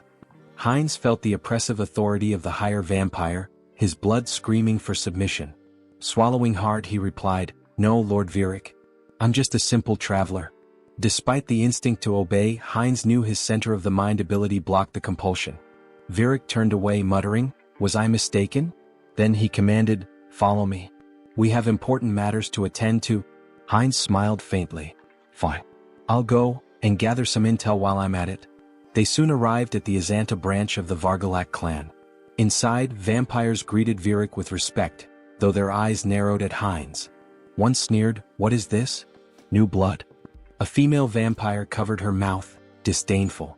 What were you thinking bringing scum like this? Before Heinz could react, Rosalicia appeared, a glass of red liquid in hand. Beaming, she grabbed his arm. Hello, little blood. Long time no see, she exclaimed. Her cheerful demeanor caught Heinz off guard. Who is this drunkard? He thought. She introduced herself with a bright smile. I'm Rosalicia. And you? He hesitated but answered, Heinz? Rosalicia handed him the glass. Don't be rude. We're both lesser bloods, aren't we? Here, freshly squeezed blood. Drink up. Heinz stared at the glass, debating. If I drink, I might avoid suspicion. Taking a small sip, he felt a surge of thirst, even through his mental filter. Alarmed, he thought, drinking this is dangerous. Blocking the taste and smell, he downed the rest in one gulp. Delicious, he said flatly. Rosalicia ran her finger along his cheek with a playful grin. I like you. If you were human, I'd drain you dry, she teased. He laughed awkwardly. You called me lesser blood? What does that mean? Rosalicia tilted her head, placing a finger on her chin. Huh. You don't know about vampire ranks? She asked incredulously. Lesser bloods are like knights to humans. Pure bloods, though, they're the aristocracy. For example, Lord Virik, Rosalicia explained. The clan leaders are known as the true blood. And above them is the sacred blood. She paused before adding, Well, it's like a god. The avatar raised an eyebrow. A god? He asked. She nodded. Our prophet. The one we must obey without question. At that moment, Virik, standing on the second floor, tapped his spoon against his glass to draw attention. It seems everyone is here, he announced. Let's get down to business. The room quieted as Virik continued. The fragments of the immortal king have disappeared. From across the room, Perita, a pure-blood vampire, casually adjusted a strand of her hair, observing the proceedings. Virik elaborated, We've determined that the fragments were last transported to the city. But at some point, they vanished without a trace. Teopal, another pure-blood, folded his arms and listened as Virik suggested. It's possible they've already been brought into the city. Heinz glanced up, his curiosity piqued. The fragments of the immortal king? He asked. Rosalicia sighed, giving him a knowing look. Don't you know? Dark mages from a certain village were cultivating the fragments of the immortal king. Heinz furrowed his brow. And the oath of defiance? Where are they in all this? Virik addressed the group. From today onward, each of you will thoroughly investigate your assigned areas. Report anything suspicious immediately. Later, as Rosalicia shielded herself from the sun with an umbrella, she grumbled, Walking around during the day ruins my skin. Heinz, standing beside her and adjusting the hood of his cloak, remarked, Sunlight weakens us. It's no surprise. Both their faces glistened with sweat. Rosalicia continued, Even Lady Perita, a pure blood, is out searching. We can't just sit around doing nothing. She sighed. Still, it's surprising the fragments vanished. Moving them has always been a hassle. Heinz turned to her, intrigued. You mean, you've had the fragments of the immortal king? She nodded casually. The black magicians once cultivated them. We thought we could combine them with ours. Heinz clenched his fists, his thoughts racing. What a break. He looked at her intently and grabbed her shoulders. Where are they? Do you know the location of the fragments? Rosalicia laughed. Me? How would someone like me know? A voice cut in from nearby. I think I might know, Diana said between bites of food. Heinz turned to her in shock. What? The fragments of the immortal king? You know where they are? Diana nodded hesitantly. I think so. But it's been a long time, she said, pausing to chew. About a year ago, I was responsible for keeping the tomb clean. Every Friday, members of the Vargalak Guild would visit the stone chamber inside. But every time there was a foul smell in there. Heinz's mind raced. I should investigate this. Aaron, sitting nearby, sighed in realization. So that's why you always told me to stay away from the tomb. Heinz stood from the table, nodding firmly. Thank you for the valuable information, Diana. I'll investigate this myself. It would be better for them to keep a low profile. Diana said, grabbing his hand and turning to him, that he seemed to smell different now. Could he tell her the reason? Sunghyun said, showing his fangs, that her nose was not deceiving her, but it just happened that. What? It would not affect her, so she should not worry. Diana looked at him in shock. She said, gloomily holding his hand and turning to him, that if he got sick. Diana screamed, exposing her neck, that it was okay with her so he could drink some of her blood. She said, stretching out her hand to him in fear that she just wouldn't drink too much blood. The protagonist stared at her in complete shock. He screamed, hitting her on the head, that she should calm down. Sunghyun said, angry that he already had enough, so she better answer where that place was. A while later, cries of pain echoed through the cemetery. Stand still, Tiapol commanded coldly, his voice full of menace. Do you really want to die? His lips curled into a cruel smile. I'll give you one chance, take your best shot at me. Afterward, I'll gently send you back home. The man, trembling with fear but clutching his weapon tightly, let out a defiant scream and charged at the vampire. Tiapol, unfazed, smirked and activated his ability. How cruel of me, he said mockingly as blood-red threads materialized and bound the man's body. The man struggled, wide-eyed, and pleaded, you don't need to do this. But as his blood was drained, his cries turned to screams. Stop. Please stop. Tiapol sighed, sounding almost bored. This is so dull. He glanced at a nearby servant and barked, clean up this trash and bring me someone stronger for the next sacrifice. Yes, master, the servant replied politely, cradling the man's lifeless remains. Suddenly he paused, staring at the ground in shock. Wait, what is that? Without warning, a swarm of skeletons attacked the servant, tearing him apart. Tiapol roared in fury. How did these filthy corpses get here? His anger only grew as more skeletons surged forward. Servants, destroy these wretched creatures at once. A shadowy figure darted through the chaos, striking down enemies with precision. Who are you? Tiapol demanded, glaring at the figure. Are you a necromancer from the Oath of Defiance? How do you know about this place? The shadow revealed itself as Sunghyun, controlling Hansa's body, wielding dark magic with ease. Tiapol's annoyance deepened. You're not going to talk willingly, are you? He sneered. Fine. I'll just rip your head off and ask my questions later. He unleashed a barrage of blood-based attacks, tearing through the skeleton army. Sunghyun smirked, manipulating the skeleton remnants into makeshift weapons with his magic. So, you'll just leave my head? He muttered, amused. Let's see how that plan works out for you. Tiapol gritted his teeth. The spell is too fast. I can't dodge it. At that moment, Sunghyun intercepted one of Tiapol's attacks. Tiapol froze, startled. Reinforcements? He asked, his voice laced with surprise. Then, with a sinister grin, he added, You've arrived just in time. Have you already reported the ambush here? Heinz too shouted back, I've already done that. Lord Viric's followers are gathered outside. I came here first to help you. Tiapol's expression twisted with anger. Great news, he snarled sarcastically. Then you'd better make yourself useful. This Demolic is strong enough to hold us off.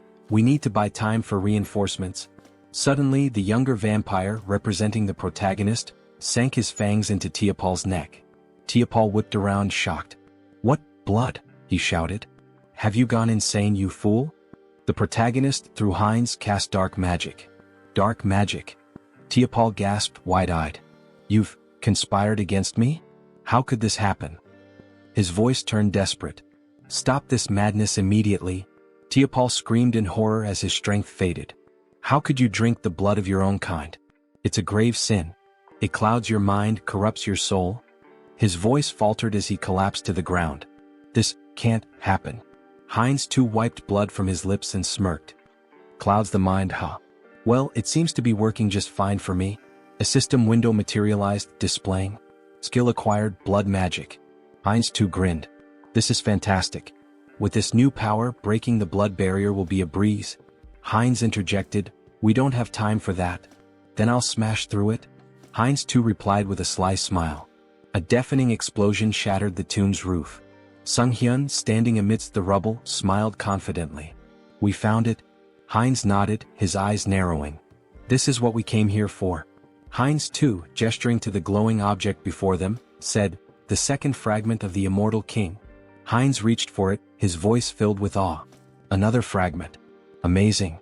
As the fragment's power surged through him, he thought, even with the mind center filtering the negative thoughts, this fragment holds too many. He focused the mental power of all the clones on his core personality.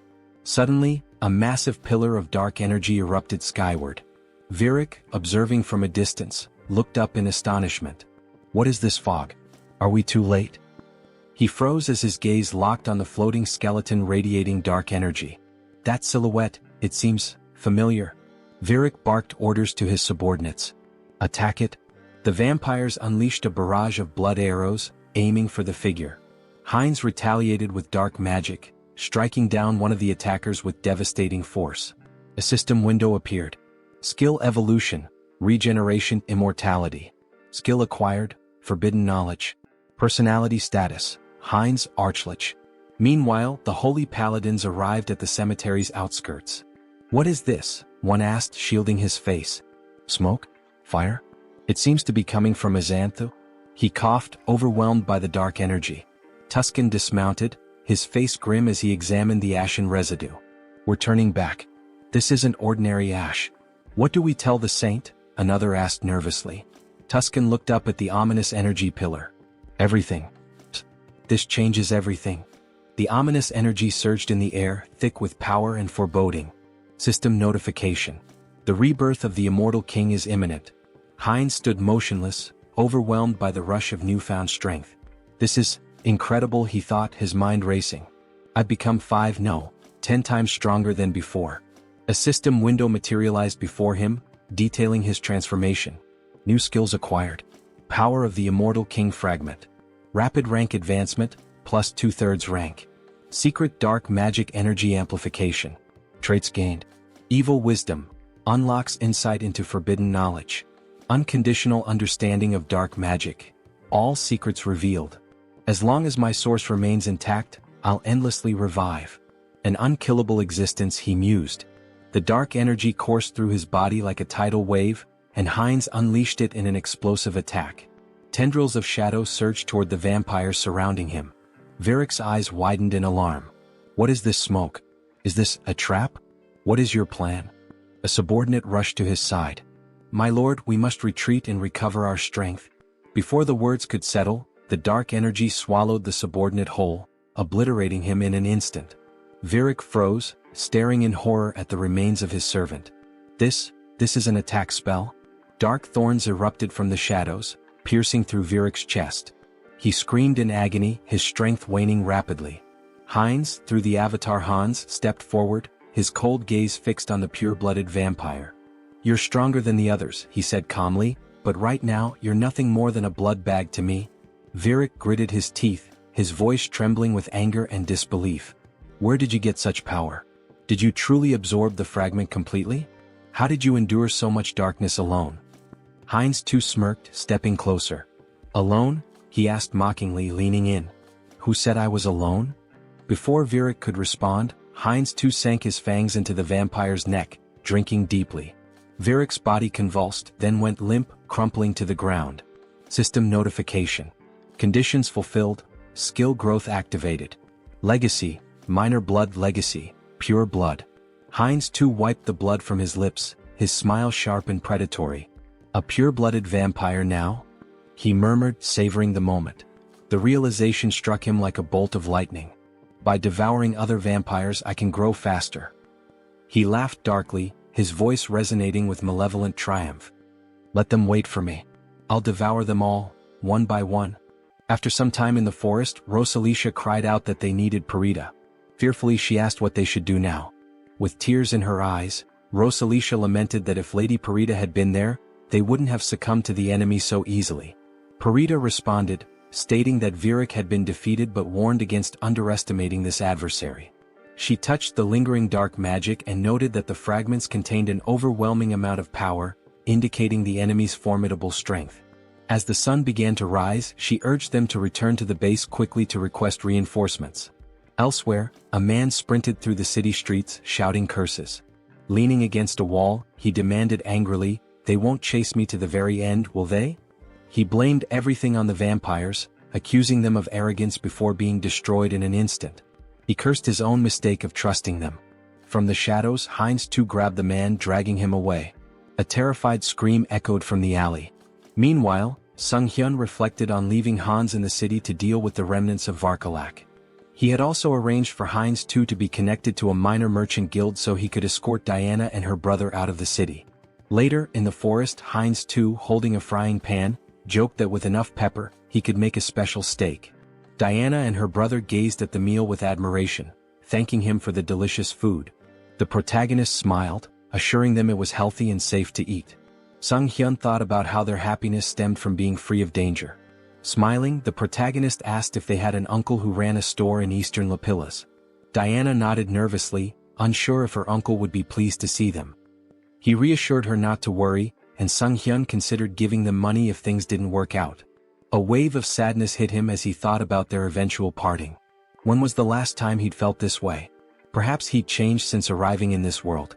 Diana called his name, reaching out with concern. "Are you okay? Do you need blood?" she asked. Laughing, the protagonist replied that he'd had enough to drink, having drained the vampires left in the village. At the same time, Hans, embodying another side of the protagonist, was reanimating the corpses of vampires in the cemetery. He decided it was time to finish up and retreat to their secure space, marveling at how convenient and boundless it was. He wondered if forbidden knowledge could help him create a similar subspace on Earth. Suddenly, blood magic struck him. Varkalak, a purebred vampire, confronted him with fury. "Still lingering in our city? Do you underestimate us so much?" she demanded, using blood magic to challenge his membership in the Oath of Defiance. Hans smirked, introducing himself as an honorary member of the Oath. She accused him of stealing the fragment of the immortal king and destroying their hideout. Holding a weapon forged from her blood, she declared it no longer mattered. He would die. Her attack was swift. Though he narrowly avoided a fatal blow, Hans felt the strength of a purebred vampire firsthand. Crashing into a barrier, he realized it was the work of her clan's blood mages. "Did you think escape would be so easy?" Over taunted. The protagonist analyzed the barrier, recognizing he could break it but would need more time to adapt to his new power. Vowed to crush his skull and personally reclaim the fragment. Grinning, the protagonist declared she should remember his name and that he was from the Oath of Defiance. "I am your death," he added dramatically. Though retreating for now, he promised to return. In true villain fashion, he made a theatrical exit, summoning Hans to escape. Was shocked to see him bypass the barrier, while her subordinate deemed his departure inappropriate. Suddenly, an arrow struck one of Over's servants from behind, a holy silver arrow from the paladins. Realizing they were surrounded, Over clenched her teeth in fury, cursing the Lich for delaying her. Wherever he had gone, she vowed to find him. She shouted furiously that she would find him and kill him no matter what. A while later, in the protagonist's room, Sunghyun sighed in relief. "I'm still alive," he muttered. Hans remarked that the recall ability was like a cheat code, reaffirming its power. Sunghyun cringed as he remembered the dramatic line he had uttered before using recall. Swinging his legs off the bed, he asked himself, "Why did I have to use such a typical villain line?" He groaned, clutching his face. "Am I crazy? What possessed me to say that?" Adopting Hans's persona, he tried to justify it. "You're proud of your strength, aren't you? You took down a group of evil vampires, saved a defenseless girl and her brother, and even protected an entire city. Sunghyun smiled at that thought. Now that I think about it, I feel like a hero. Stretching, he added, surely I've earned myself some karma points, right? Calling up the karma shop, he stared in disbelief at the system window. His balance was 731,002 points. How do I have over 700,000 points already? He exclaimed. Didn't I spend everything on upgrades? With a nervous laugh, he speculated that enraging the vampires and dark mages must have significantly boosted his karma. Dismissing the thought, he pressed the system window. I'll figure it out later. For now, should I upgrade my special skills again? A notification appeared. His limit on summoning avatars had increased. Smiling, he noted that his avatar count had gone up. But were there any new skills? The system revealed that he had acquired a special skill, Persona. Sunghyun beamed. This is exactly what I needed. Is Persona similar to Mind Center? I should check it out.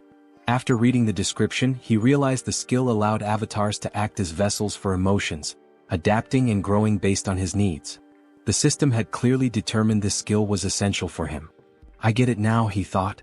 I've been forming connections, defeating powerful enemies and making a difference. But in reality, I've spent 2 years locked in this room.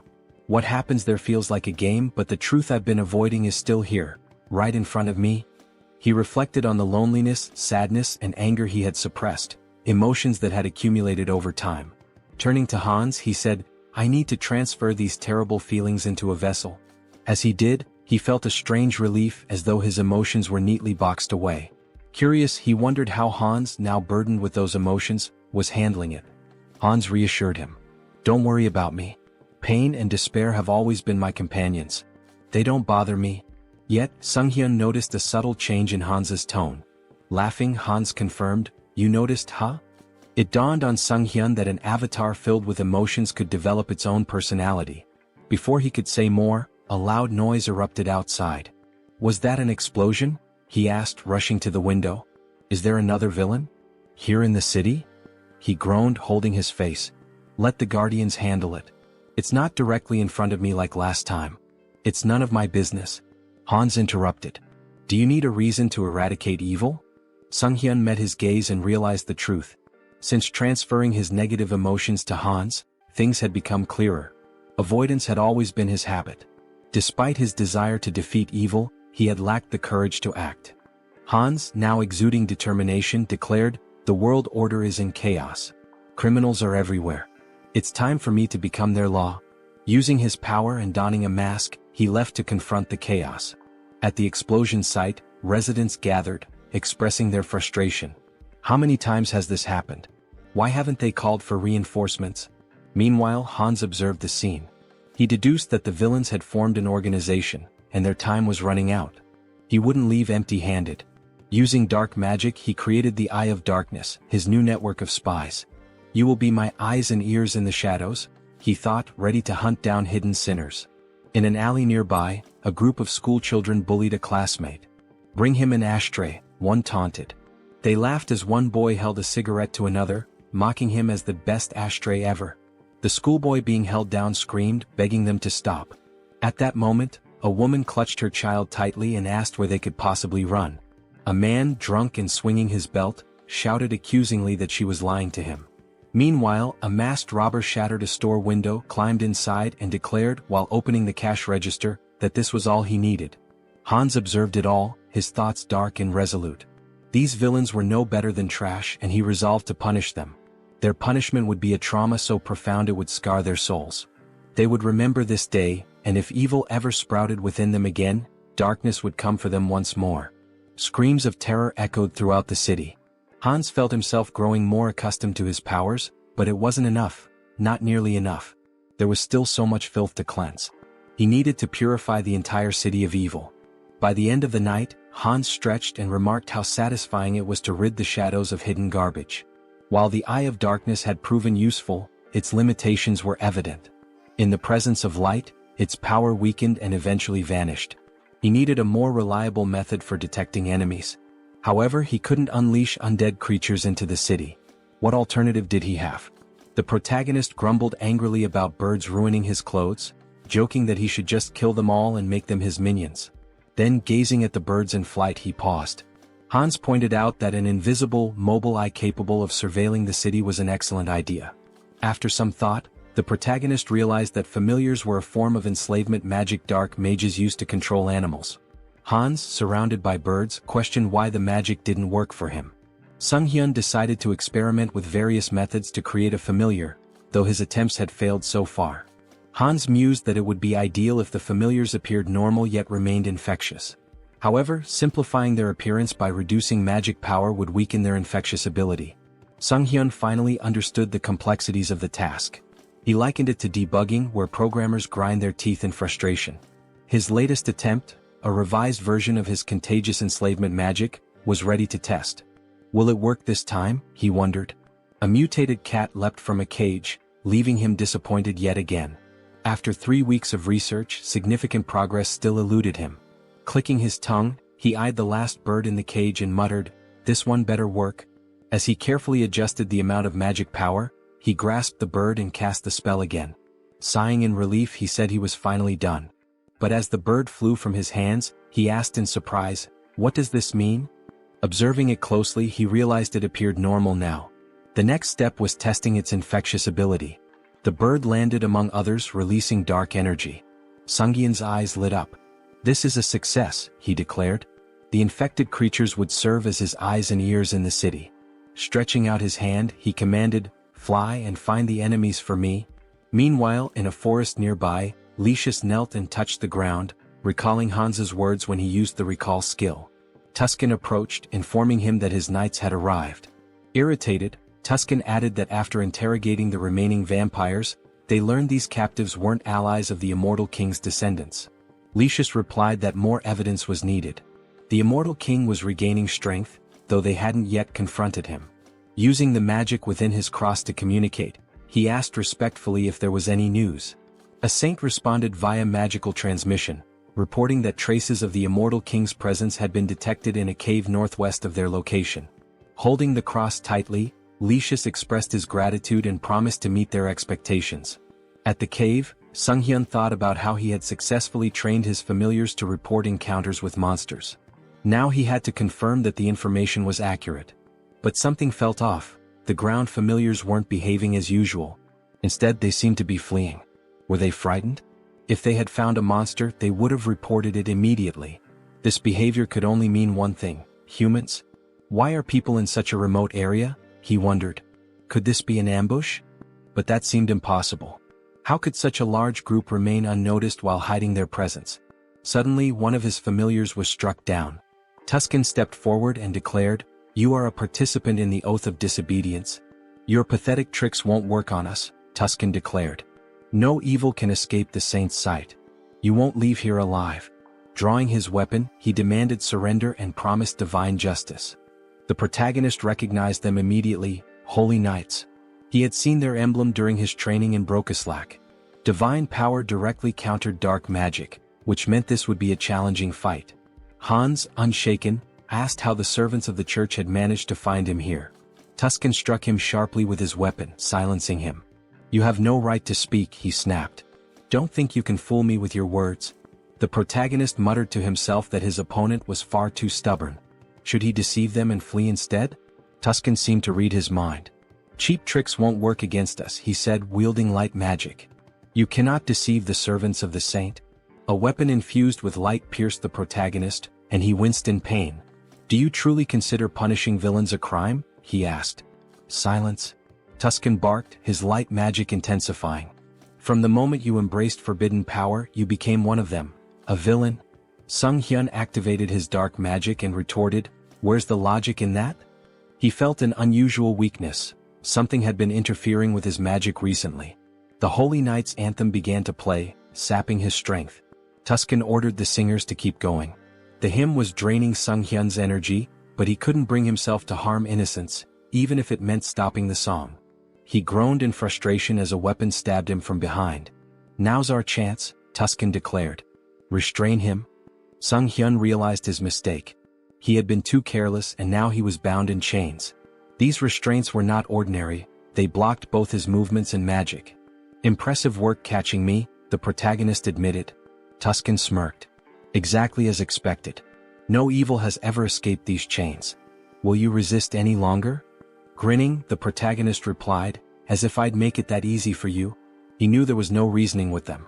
It was time to part ways. Let them think they had won. Tuscan, now wary, activated his light magic.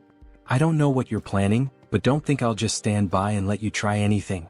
He launched another attack. But the protagonist only smirked. The strength of the chains didn't matter anymore, because Hans was already free. Tuscan's eyes widened in disbelief. He broke the chains? Impossible. Who is this man? Later, lying exhausted on his bed, Sunghyun sighed. Trouble seemed to follow him wherever he went. First, the Shadow faction and the Oath of Defiance. Then the Varkalak vampire clan. And now, the Paladin Order, one of the most powerful forces on the continent, had joined the list of his enemies. He called up the system window, his thoughts racing. There must be a reason for all this karma I've been accumulating. Is it because I keep attracting villains from across the continent? He groaned and decided to focus on his original plan for now. Sometime later, in the city, the protagonist prepared to test the fruits of his research. Controlling the essence of black magic was simple in principle. His familiars could serve as his eyes and ears, even covering a massive area like Seoul with ease. His thoughts were interrupted by a terrified scream. A girl, tears streaming down her face, begged for mercy. Please, I'll do anything. Just let me go. She spotted a figure in the window and pleaded, help me. I'm being held here against my will. Don't just leave me. The man holding her sneered, gripping her hair tightly. Scream all you want, he said. No one will hear you except me. He explained that his ability rendered them invisible to others. Go on, scream louder, he taunted. You've got such a cute voice.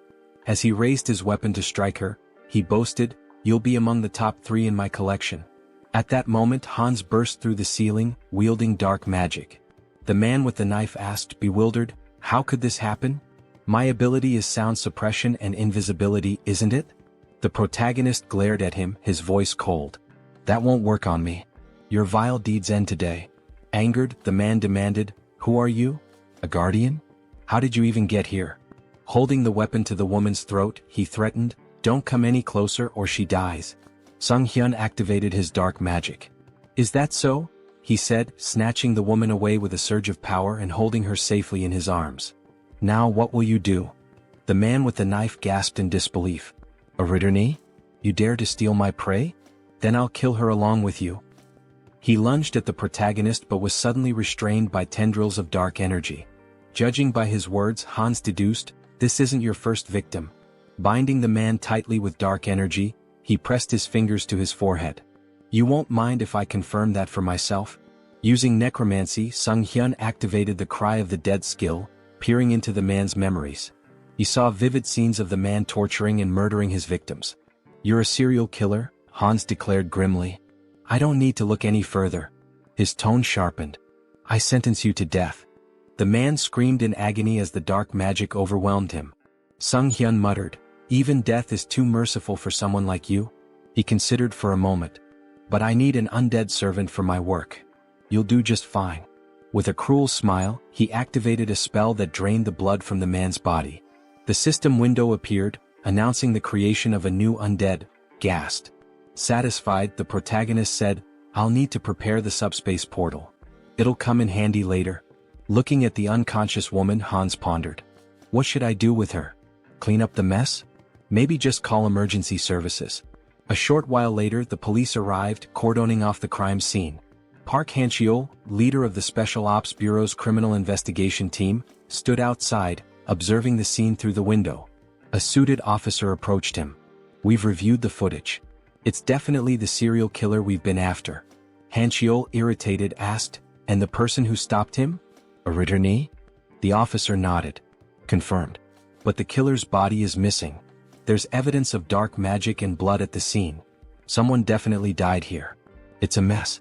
This case is a nightmare, Han-cheol muttered. A rogue playing hero. Do they think the law doesn't exist? Meanwhile, the protagonist stood atop a roof, surveying the city. A passerby on the street pointed upward. Is that a sleepwalker? Who is he? Hans petted a cat perched beside him.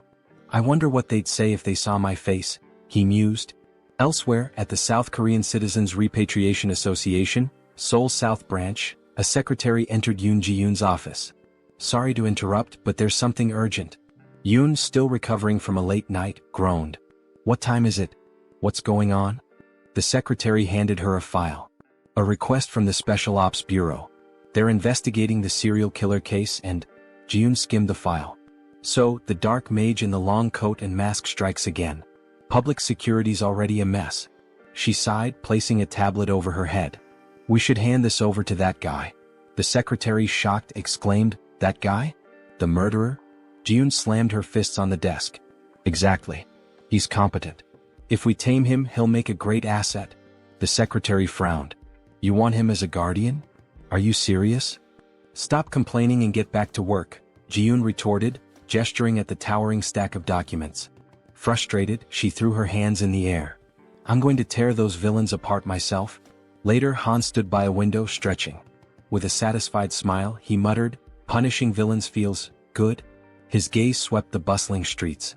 Soon I'll have to deal with a few more pests. The villains' organization was wreaking havoc, causing complete chaos. Having pieced together the situation to some extent, Heinz decided it might be time to shift his focus to the other world. When he arrived, Uncle Diana and Aaron were in tears, shouting his name. The children ran to him, embracing him tightly. You've been through so much, he said warmly. You've worked so hard. We're fine, the children exclaimed, their faces glowing with relief and joy. Heinz watched the scene with a smile, thinking how happy he was to see them reunited. He seemed like a genuinely kind person, one whose actions didn't raise suspicion. If he had acted otherwise, Heinz might have resorted to threats, but it didn't seem necessary. Their uncle took Heinz's hand, thanking him profusely for bringing the children back safely. Heinz waved his hand dismissively. I didn't really do much, it simply had to happen. Diana approached him, gratitude shining in her eyes. Thank you for everything, she said, wrapping him in a hug. I'm so happy. He patted her head gently. This isn't goodbye. I'll visit often. Stay healthy and behave well. Still crying, Diana admitted, I'm a little worried. You seem to be changing a lot. But her faith in him as a good person reassured her. He hesitated. Am I really changing? He asked himself, uneasy. Perhaps it was the influence of his persona skill.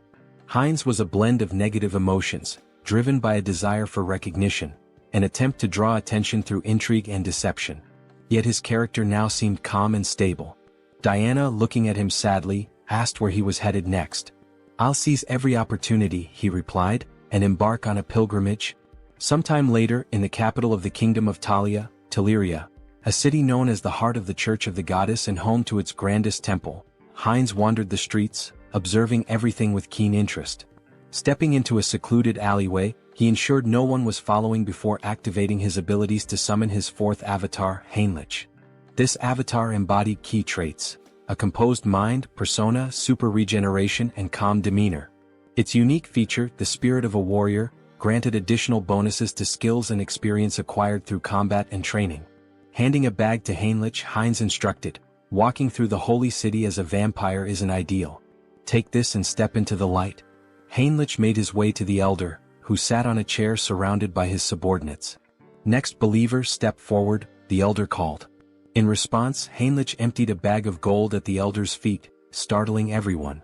The elder began counting the coins, stacking them neatly. How much is this? He asked, astonished. This is everything I have, Heinlich declared, placing a hand over his heart. I wish to dedicate it all to the goddess and serve as a paladin to fulfill her will. Reflecting on his past avatars, an undead, a dark mage, and a vampire, Heinlich mused that this time his form would embody light. A paladin respected by all. The elder slammed his fist on the table, sending coins scattering. Instructor Marco stepped forward with a hearty laugh. A sincere young man like you will make an excellent paladin. The elder, still hesitant, said, Wait. No matter the sacrifice, we can't just accept an unknown person as a paladin. Marco reassured him. Don't worry. Training reveals a recruit's true nature. Are you prepared to show us yours? Heinlich nodded eagerly. I am. Weeks into the grueling training, Heinlich gasped for air, sweat pouring down his face. I need water, he cried moments before a massive iron ball flew toward him. What is this madness? He thought, summoning his strength to stop the ball. Exactly a month had passed since his training began. Initially, he thought the Paladin Order was noble and refined. Instead, it was filled with relentless macho warriors. The room echoed with shouts of encouragement as paladins trained intensely. A fellow paladin approached number 12, chastising him. "You're losing focus. Did you forget the rules? You can't stop praying during training." The paladin knelt in front of him, shouting, "Good. Now concentrate and recite the prayers again." Number 12 resumed, reciting fervently as he lifted the iron ball. The coach praised him. "Well done. Keep focusing. Let prayer restore your strength." From the sidelines, Heinrich observed. He admitted that the repeated prayers, despite being grueling, effectively strengthened faith and divine power. Nearby, two paladins were hitting a third with sledgehammers, who shouted gleefully, "My back feels great today." Heinrich couldn't help but think, this is absolute madness. Let them hit him even harder. Another paladin stood tall, attempting to crush a spiked iron ball with his bicep. Around him, the group shouted praises to the goddess, proclaiming their ever-growing faith. Watching from the sidelines, Heinrich couldn't help but think, do they really need to train like this? On the second floor, the trainer approached Marco, questioning him about the new recruit. Is he just a simpleton? Marco smirked. And if he is, what of it? The trainer chuckled. Well, even before baptism, he's managing to lift such massive weights. His shoulders and lower body are already unnaturally strong. I can't wait to see how baptism will transform him. Hearing this, Heinrich felt a wave of discomfort. Why are they drooling over my body? He thought, trying to suppress his unease. He didn't want to attract attention from this group of apparent muscle fanatics. Time passed, and Heinrich continued to endure the relentless training. During one particularly grueling session, he paused, gasping for breath. It had been 3 months since he began. Without his wind instrument and super regeneration skills, he would have collapsed long ago. His body and endurance had improved significantly, but the endless perversions of the group were the real challenge. Marco approached him, placing a firm hand on his shoulder. Finished with lower body training?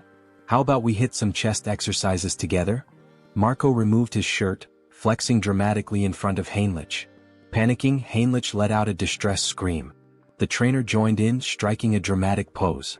What a beautiful day. Don't you agree we should do some solid back training? Heinrich's discomfort grew unbearable as he tried to suppress a shudder. Why are these muscle perverts targeting me? Later, Heinrich sat near a building with another paladin, stretching his neck. I think I'm starting to lose my mind, he muttered. Not a single day goes by without someone inviting me to train with them. The other paladin laughed. That's because the elders have low expectations for themselves. As they spoke, a group of smiling paladins passed by, laughing among themselves. Suddenly, two figures emerged from the building, Archbishop Lucius and Tuscan. They waved at the paladins, their presence commanding attention. One of the senior members announced, "We've received orders for an expedition with a full contingent of crusaders. When do we depart?" Heinrich noticed one of the paladins and thought, isn't that the guy who pointed his sword at Hans? The returning group must have been searching for Hans. Could they really have been hunting him all this time?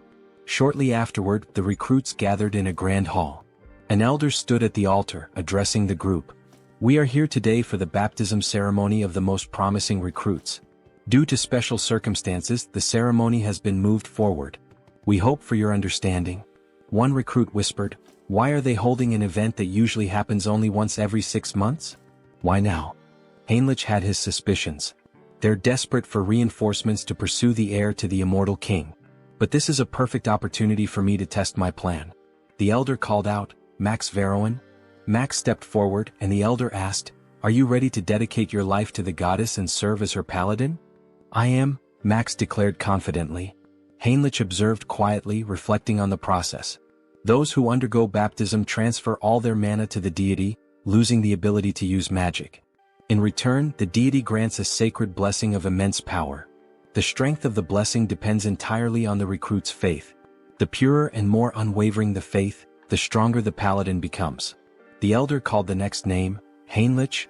Smiling, Heinrich stepped forward, thinking, I'm fortunate to have devised such a brilliant plan. Until now, he had used his center of the mind skill primarily to suppress external stimuli and control emotions. But he had realized it could be reversed. By combining this with the persona skill, he could project the illusion of absolute faith in the goddess. As the high priest extracted his mana, Heinrich would filter out any mistrust or doubt, leaving only pure, unblemished energy. When the high priest initiated the ritual, the room began to glow with an intense sacred light. Gasps and whispers filled the air. "This is unprecedented," someone exclaimed. "The sacred power is reaching the very head of the goddess's statue." The high priest, astonished, placed a hand on Heinrich's shoulder. "You've just undergone baptism, yet your sacred power rivals that of a priestess. Such unwavering faith. I'm truly impressed." Heinrich's plan had worked perfectly, and he smiled inwardly. Heinrich continued to train diligently, a smile forming on his face as he thanked those around him. Suddenly, a system window appeared before him, informing him that he had acquired the holy baptism skill. This skill allowed him to distribute spiritual power more effectively among his avatars. As he examined his hand, he pondered, "Is this the limit of holy power?" The thought brought him some relief. He had been skeptical that a false faith built on illusion could yield any results. Still, it seemed the skill hadn't worked to its full potential. He reflected further, the church's deity appears closer to the system, a personal god tied to the individual. When he opened his mind earlier, he felt a peculiar sensation. If he had to describe it, it was akin to curiosity, a distant, watchful presence. Is this what it means to be monitored? He wondered. Such power, he decided, should only ever be used for good. Later, in one of the meeting rooms, Lucius and Tuscan stood before a tactical map, moving pieces around as they discussed their strategy. "This is a mess," Tuscan said grimly. "We've been searching for a month and haven't found even a single village connected to the heir of the immortal king." Lucius sighed. "I have nothing to present to the deity." He glanced at Tuscan and added, "And beyond that, I sense the kingdom of Talia's support is waning. The vampire organization hidden within their borders is likely involved." Tuscan moved a few pieces on the board and replied, "During the pursuit of Hans, the misunderstandings surrounding the vampire slope and the oath of disobedience have grown too large to ignore." He picked up one of the game pieces, continuing, "The assassination squad has failed to achieve any meaningful results. Political pressure from the state is mounting, and they're leveraging this situation against us." Slamming his hand against his head in frustration, Lucius declared, "The assassination squad will be disbanded. My subordinates will return everyone to the capital." Tuscan nodded in acknowledgement and left to carry out the orders. As he walked away, he thought about the precarious situation they were in. "We're surrounded on all sides, and the paladins' numbers are no longer sufficient. What should I do with this knowledge?" Looking out onto the training yard, he observed the recruits sparring. "Are these the ones baptized today?" he wondered. Suddenly, something caught his attention, a recruit striking Heinrich with a weapon. Heinrich reacted instantly, countering with an elbow to the face that sent his opponent sprawling to the ground, disarmed. The trainer shouted, "Heinrich wins this battle." A system window appeared before Heinrich, announcing that his avatar had achieved enlightenment through repeated training. He had unlocked the Crusader fighting technique skill. As he stood there, Heinrich noticed a wound on his body healing rapidly. With his super regeneration and newfound sacred power, the injury disappeared entirely. The defeated recruit, wiping sweat from his face, asked, "Did you let me hit you on purpose?" Heinrich extended a hand to help him up. "The effort was worth it," he said with a smile. "Tactics are my style." Yet inwardly he thought, this still isn't enough. To grow further, I need to evolve my abilities. At that moment, Tuscan approached, his expression serious. "Your sacred power is remarkable," he said. "You're already at the level of a trainer or a high-ranking paladin." The defeated recruit looked shocked by Tuscan's words. Tuscan continued, "But you're not experienced enough to be a full paladin just yet." Heinrich tilted his head, curious. "What do you mean?" Tuscan smiled knowingly. "You've likely felt it, more than others." He extended his hand to Heinrich. "I can make you much stronger. Will you come with me to the Rosalia Temple?" The protagonist inquired about his purpose in the Grand Temple, to which the response came as a question. Did he have any particular issue? Heinrich extended his hand reassuringly, stating that there was no problem and affirming his desire to accompany him. Tuscan, with a dissatisfied expression, began walking away, remarking that if he wanted to follow, he should do so immediately. The protagonist hurried after the paladin, requesting time to gather his belongings, but Tuscan advised him to entrust that task to someone else. They entered a room and stood on glowing runes. Tuscan placed a hand on the protagonist's shoulder, acknowledging how sudden everything seemed. He assured him that everything would be explained in detail later. The protagonist nodded, indicating his understanding. Soon they arrived at the renowned Great Temple of Rosalia, the largest sanctuary of the church, positioned at the continent's center. This sacred site was where both the father and the goddess had once dwelled, marking the heart of the faith.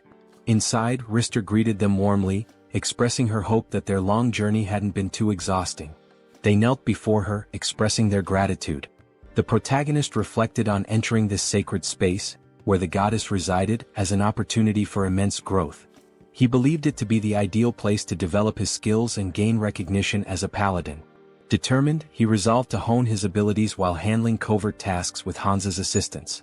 Meanwhile, Hans sat atop a rooftop surrounded by corpses, scrolling through news about the saint on his phone. Acknowledging his newfound fame, he noted that remnants of a human trafficking ring had been eliminated. However, something peculiar caught his attention: mentions of a divine retribution society by the defeated villains. They had cursed him repeatedly, claiming the society would not forgive anyone who failed to act against him. Hans suspected this society was linked to multiple organizations. Stretching as he stood, he resolved to investigate further and continue dismantling their operations. He mused about dividing his profits, now contemplating how best to manage his newfound wealth. Later, Hans walked down the street wearing a mask, considering the risks of trading large quantities of valuable, mysterious items under the guise of the Haho mask persona. Any sudden activity might make him a prime suspect. Entering a discreet establishment, he handed a bag of money to an employee and expressed his intent to sell. The employee scoffed, questioning if Hans mistook the place for a pawn shop. However, Hans emptied the bag's contents, revealing its valuable items. The employee, visibly stunned, quickly began examining the goods. He realized the badges belonged to a group involved in human trafficking, a trading syndicate. He had heard rumors that this syndicate had been dismantled by a masked man. The protagonist turned to the person before him and asked if he was interested in the deal. The man grew visibly nervous and instructed him to use the back door, warning him not to try leaving any other way. Following the instructions, the protagonist eventually arrived at the correct location. A masked man greeted him, asking if he was there to sell something. Hans confirmed, then inquired if payment could be made in a form other than cash. Hans handed over a bag and the masked man began examining its contents. He asked if Hans was looking for material goods and, if so, what exactly he needed. Hans pointed out that he required a lottery ticket for a grand prize, preferably one that could be used immediately. Cash, he explained, was useless to him unless it could be spent. What he needed were legal funds for his real identity, Sunghyun, and a lottery ticket would provide clean, untraceable money. The masked man confirmed that a lottery ticket was possible but mentioned the commission would be steep. Hans assured him it wasn't a problem and asked how much it could sell for. The masked man replied that it would be 6-1, with a redemption period of 4 months. Hans requested 2 tickets, but the masked man stated that the payment provided wouldn't cover that. Unfazed, Hans assured him there was no need to worry and retrieved gold bars from his subspace storage. He asked if those would suffice. The masked man, stunned, felt the bars and asked incredulously, "A subspace storage tool? Who are you? These are extraordinary materials. Where did you get them?" Hans, annoyed at the man's curiosity, complained about being touched and stated he wasn't there to chat. He urged the masked man to finish the deal quickly. Apologizing, the masked man agreed to proceed. As the transaction concluded, Hans used his heightened senses and noted the faint scent of blood lingering in the air. It wasn't his imagination after all. Moving closer, he remarked that this wouldn't be their last deal and predicted they'd see each other often in the future. Later, Hans stepped outside, smiling as he inspected the checks in his hands. He mused aloud about how he'd used his dreams to win the lottery. Now he pondered what to purchase. Subordinates would make such errands easier, as constantly running back and forth was inefficient. Taking a moment to enjoy the cool night air, he observed the bustling streets. Only a few months ago, they had been eerily empty due to the human trafficking syndicate's presence. Now life had returned and the streets were alive once again. Perhaps it was all the rumors he had heard, but he felt relieved to know that he was somehow involved in promoting peace. Out of nowhere, Gamma approached from behind and whispered in his ear, asking where he was from. Startled, the protagonist turned around, alarmed. He thought, who is this? How did he sneak up on me unnoticed? Gamma, noticing his reaction, tried to calm him down, assuring him there was no reason to worry. He simply wanted to have a conversation. The protagonist, still uneasy, asked what exactly Gamma was talking about. He had snuck up behind him and even sniffed him. What was going on? Gamma asked if he was a vampire. The protagonist froze. That's right, Gamma confirmed. He was at level 6, born from Demir's transformation. Gamma pressed further. What's your name? When did you return to Earth? The protagonist, thinking that yet another vampire traveler from another dimension had appeared, realized he needed to come up with something quick to get out of this situation. However, without realizing it, he began answering questions he hadn't planned on, his mind seemingly under some sort of hypnosis. He found himself saying, "My name is Heinz and I haven't been on Earth for a long time." He thought to himself, why am I answering so easily? Is this all his mind control at work? Gamma smiled. Very good, he said. So you're a newcomer who's just returned to Earth. Let me introduce myself properly. He handed the protagonist a business card. I'm with the Blood Pack organization, which encompasses all the vampires on Earth. My job is to track down those who have recently returned. The protagonist took the card, still processing the information, and asked, is such an organization real? Gamma sighed and explained that if the protagonist wanted to survive, they'd better stick together. There wasn't much choice in the matter. The protagonist looked at him in disbelief and asked, by the way, what did you mean by level? Gamma, noticing his growing curiosity, suggested they continue the conversation elsewhere. If you're starting to show interest, let's go somewhere more private. He pulled out his car keys and asked if the protagonist wanted to visit the organization. Seeing the sleek car, the protagonist agreed to go with him. Meanwhile, Jean Soren had been quietly observing the entire interaction from a distance. She relayed the update to headquarters through her earpiece. The target is moving according to plan. We are following him. After some time they arrived at the location. Gamma encouraged him not to hesitate and to step inside. The protagonist, curious, asked what kind of place this was. Gamma explained that every vampire has a unique vampire factor that determines their strength level. They measure and rank these factors by level, and with the help of a magic circle, they can assess a vampire's level precisely.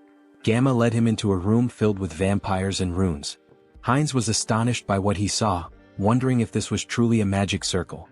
The scene struck him as highly suspicious. Gamma gestured toward the circle, urging him to enter it without delay. The protagonist hesitated, thinking he could cancel his participation if it turned out to be dangerous. However, the presence of a skull emanating dark magic caught his attention. Examining it more closely, he realized this was no ordinary dark magic. It involved shamanism, curses, alchemy, and various other mystical practices, all fused together. He wondered how such a thing could even exist. Since the returnees began appearing about 20 years ago, magical tools remained rare, and magical technology had not advanced significantly. This was due to the differences in energy laws between abilities and dimensions. Yet, here was an organization capable of merging such disparate powers. The Blood Pack, it seemed, was far more impressive than he had anticipated. One of the vampires asked him to extend his hand. The vampire made a small cut on Heinz's palm, warning him it might sting briefly. To Heinz's surprise, his blood began to levitate, forming 5 orbs. A vampire noted that this indicated he was at level 5. Observing the tight connection between the orbs, they commented on his strong regenerative abilities. The protagonist thought about purebreds from Alterica, estimating their levels to be around 5 or 6. Gamma smiled knowingly, remarking that he was already nervous. Coming from a dimension no one had heard of, Heinz had only reached level 5, a mere waste of time. At this level, amputating limbs wasn't necessary. The vampires in the room all agreed and activated their abilities. Alarmed, Heinz realized there was another motive behind this ritual. It was far too elaborate for a simple level assessment. He urgently needed to summon help. At that moment, a knock at the door startled everyone, making Gamma visibly tense. The door burst open as Rand stormed in, commanding everyone to freeze. She declared her intent to apprehend Gamma, a level 6 vampire from the Blood Pack, for kidnapping and killing other vampires. Gamma appeared unfazed, questioning her rude intrusion. The protagonist found Rand familiar but couldn't place where he had seen her before. Rand pointed out that when she first heard rumors of vampires being abducted, she doubted their truth, but now the evidence was undeniable. She demanded that Gamma release the vampires and surrender. Gamma mocked her, calling her a naive servant of the Blood Pack. He questioned why vampires needed to live in subjugation, follow human rules, and hide underground. Rand, enraged, argued that it was the actions of warlike vampires like him that forced their kind into hiding. Gamma dismissed her argument and asked whether her comrades shared her perspective. This caused doubt to spread among the vampires behind her. Shocked, Rand questioned their loyalty. Just then one of her allies betrayed her, activating his ability and striking her down. As she collapsed, she demanded to know why he had turned against her. The traitor explained that in his dimension he was a powerful lord. Now, trapped in this reality, he was reduced to working as a bouncer in a club. Not all vampires could adapt to her way of life. Gamma leaned in and Rand, struggling, asked about his ultimate plan. Was he kidnapping vampires to start a rebellion against the Blood Pack? Gamma smirked and dismissed her as foolish. Such an endeavor would take centuries. Instead, he revealed that they had discovered a way to grow stronger quickly. He demonstrated this by lifting the body of a vampire and alluded to breaking a taboo. Shocked, Rand accused him of creating mad vampires again. Hines, observing, realized she was referring to cannibalism among vampires. While it wasn't practiced on Earth, when vampires from different dimensions consumed one another, their vampire factors merged, increasing their strength but at a severe cost. This act often led to profound mental instability, a grim legacy from their ancestors. If someone fails to control themselves, they become mad vampires, driven insane by an unquenchable thirst. The first appearance of a mad vampire marked them as a global threat. Gamma, however, smiled confidently and assured everyone that this wasn't a concern. After extensive research, they had discovered a way to remove residual bloodlust. Suddenly, Gamma's victim began screaming in agony, exclaiming that they were being used as experimental material. The protagonist observed the situation closely, realizing that the magic circle wasn't merely for separating empirical factors. It was designed to transfer a drug to vampires without causing side effects. Minhyun reminded Gamma of his promise, pointing out the risks he took to follow him secretly. Gamma, keeping his word, tossed him a pill. Minhyun consumed it and his body began to transform, becoming larger and stronger. Smiling, he marveled at his newfound strength, unable to believe the change. Grabbing Rand by the throat, he demanded more pills immediately, threatening violence otherwise. Feigning panic, Gamma urged Minhyun to stop, assuring him that while he was pleased with his strength, he needed to be patient. After all, another guest had arrived before him and was still waiting. Surely it wasn't too much to ask to wait a little longer? The protagonist rose to his feet, calmly stating that there were 2 purebreds and 4 half-breeds, proof that cannibalism worked. Gamma looked at him, stunned. Filled with newfound strength, Hines expressed his eagerness to see just how powerful he could become. As he prepared to absorb the others, chaos erupted. The vampires screamed in confusion and fear. Suddenly, Hines and his army burst into the room. Addressing the group, he mocked their attempt to hide but scolded them for neglecting their safety. From now on, no one would leave this place without his permission. His army launched their attack, causing Minhyun to panic. He turned to Gamma, demanding answers about who their attackers were. Gamma roared for everyone to stay together, warning that separation would mean death. Using his abilities, he charged into battle, targeting Hines directly. Hines observed Minhyun's unusual transformation, noting that vampires from different dimensions often had distinct appearances. Slamming his staff to the ground, Hines summoned magical spikes that pierced through Minhyun's body. Smirking, Hines declared that minimizing casualties was part of his plan. He leaped into the fray, mocking Minhyun's organic transformation, claiming it posed no threat. Biting into Minhyun, Hines thought to himself that there would be more prey ahead. Minhyun screamed in pain and confusion as Hines drank his blood and heard his thoughts. Minhyun lamented his betrayal and his determination to survive, refusing to accept his end. Wiping his face, Hines remarked that insanity was far worse, as he could hear every obsessive thought coursing through Minhyun's mind. To his surprise, his teeth began to fall out, a sign of his empirical factors evolving and merging. A system notification appeared, informing Hines that he had gained a special ability, hybrid evolution. This ability significantly enhanced his physical attributes whenever he absorbed new empirical factors, allowing him to steal traits from the target's bloodline. Turning to Gamma, Hines remarked that this power was quite impressive. If he were to lose control, he could become exceptionally dangerous. Now he needed an organization to enforce his will. The Blood Pack could serve his purpose, or they would face the alternative of joining his undead army. As the battle continued, Hines devoured the remaining vampires. Another system notification informed him that he had acquired a new vampire trait, Insight. This skill allowed him to assess the physical condition and stats of his enemies. Hines dismissed it as relatively useless but realized that vampires possessed a supernatural ability called heritage, tied to their origins. Using hybrid evolution, he could master this ability and steal all their powers. Gamma, now crucified, demanded to know how Hines had managed to remain sane while devouring his own kind. Approaching him with a grin, Hines taunted Gamma, asking if he was curious about how to resist corruption. The secret, he teased, was to ignore the whispers that accompanied the act. Gamma, panicked and disbelieving, screamed in protest.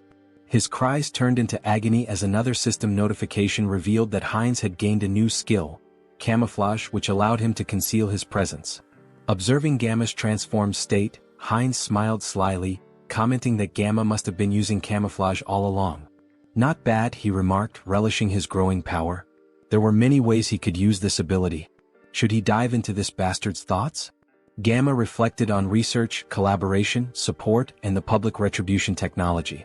He also recalled a promise he had made to Mr. Beta. The protagonist panicked, wondering who the hell is this? Was this person Gamma's patron? And once again the Public Retribution Society was mentioned. It seemed like this intricate ritual was also their doing. What were these people planning, aiding the blood pack like this? Later that night Heinz and So-Ran were driving through the city together. Heinz glanced at her and asked if she was finally coming to her senses. Startled, she yelled at him, calling him trash for selling his life and demanding to know where he was taking her. Grabbing him by the throat, she shouted furiously. Heinz gasped, pleading for her to stop and look around. They had captured him too, and if she didn't let go they'd crash. Reluctantly, So-Ran released him and apologized, asking for an explanation of what had happened. Heinz asked if she had heard of Ho-Ho's mask. He mentioned that the masked figure had escaped during the chaos when a group of vigilantes burst in. Placing her hand over her heart, So-Ran expressed her gratitude, saying that even amidst the chaos, Heinz had gone out of his way to save her. As Heinz observed her closely, her face and voice felt oddly familiar. Yet no matter how much he tried to place her, he couldn't shake the feeling that he'd seen her somewhere before. He asked why members of the Blood Pack were fighting one another. So-Ran explained that the group was divided between radicals and moderates. She and her team had discovered evidence that the radicals had kidnapped one of their own, so they infiltrated the radicals' territory. She expressed relief that they had escaped in one piece and even managed to learn the radicals' plans. She intended to inform the higher-ups and put an end to it. Heinz, skeptical, thought to himself that resolving this wouldn't be so simple. It was likely that even the highest-ranking members of the radicals were involved. So-Ran cheerfully asked about Heinz's identity. Who was he as her savior? He seemed incredibly strong. Heinz replied that she could call him whatever she wanted, as she felt comfortable. She asked if she could call him up for convenience, to which he nodded, mentioning he'd recently returned to Earth and hadn't formed any bonds yet. Heinz explained he had followed Gamma out of curiosity about the Blood Pack. So-Ran smiled and suggested that he join the group, mentioning that most vampires were part of it. She assured him that moderate vampires didn't engage in shady activities and had steady blood supplies through partnerships with blood banks. Heinz expressed interest and So-Ran promised to show him more. After some time they arrived at their destination. Inside, a little girl named Nahi ran to the door when she heard them. So-Ran greeted her warmly and Nahi hugged her, asking if she was okay. Smiling, So-Ran reassured her, introducing Heinz as their friend and a new member of the Blood Pack. Nahi, looking nervous, greeted Heinz.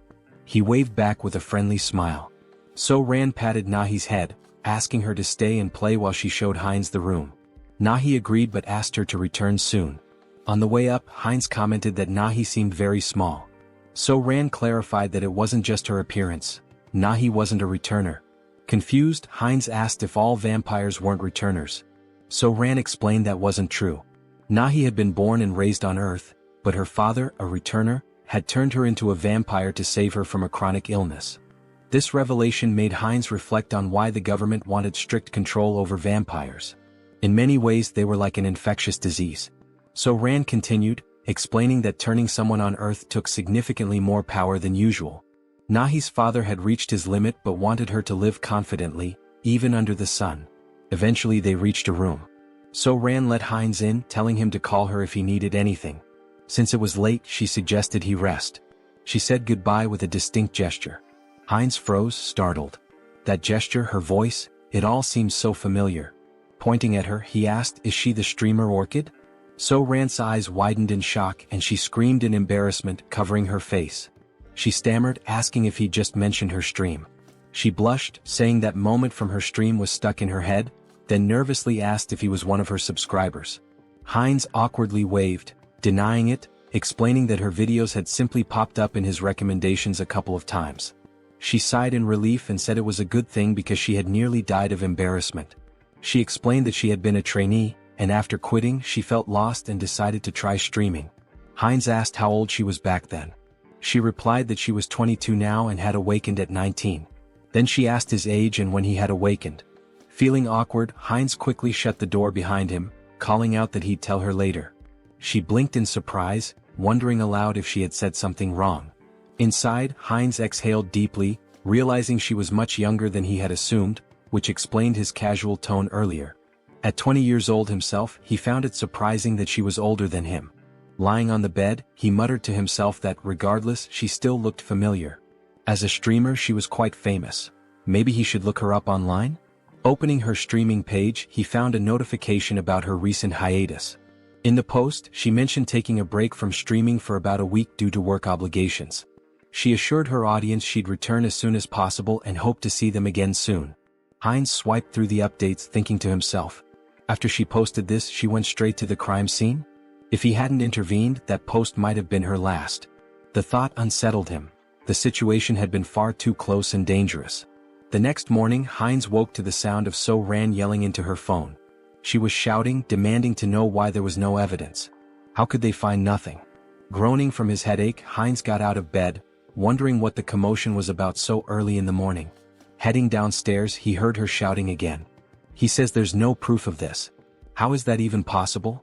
Noticing Heinz, So-Ran paused her argument and asked if he was awake. Holding the phone away, she explained that her colleagues had gone to the crime scene yesterday, but everything had been burned. There was no evidence left, and now they couldn't act against the radicals. Heinz clenched his fist, thinking to himself, they've gone too far. Were they trying to erase all traces of me? Out loud, he sympathized, saying it was unfortunate, but then he asked her something. Could she tell him where the radicals' base was?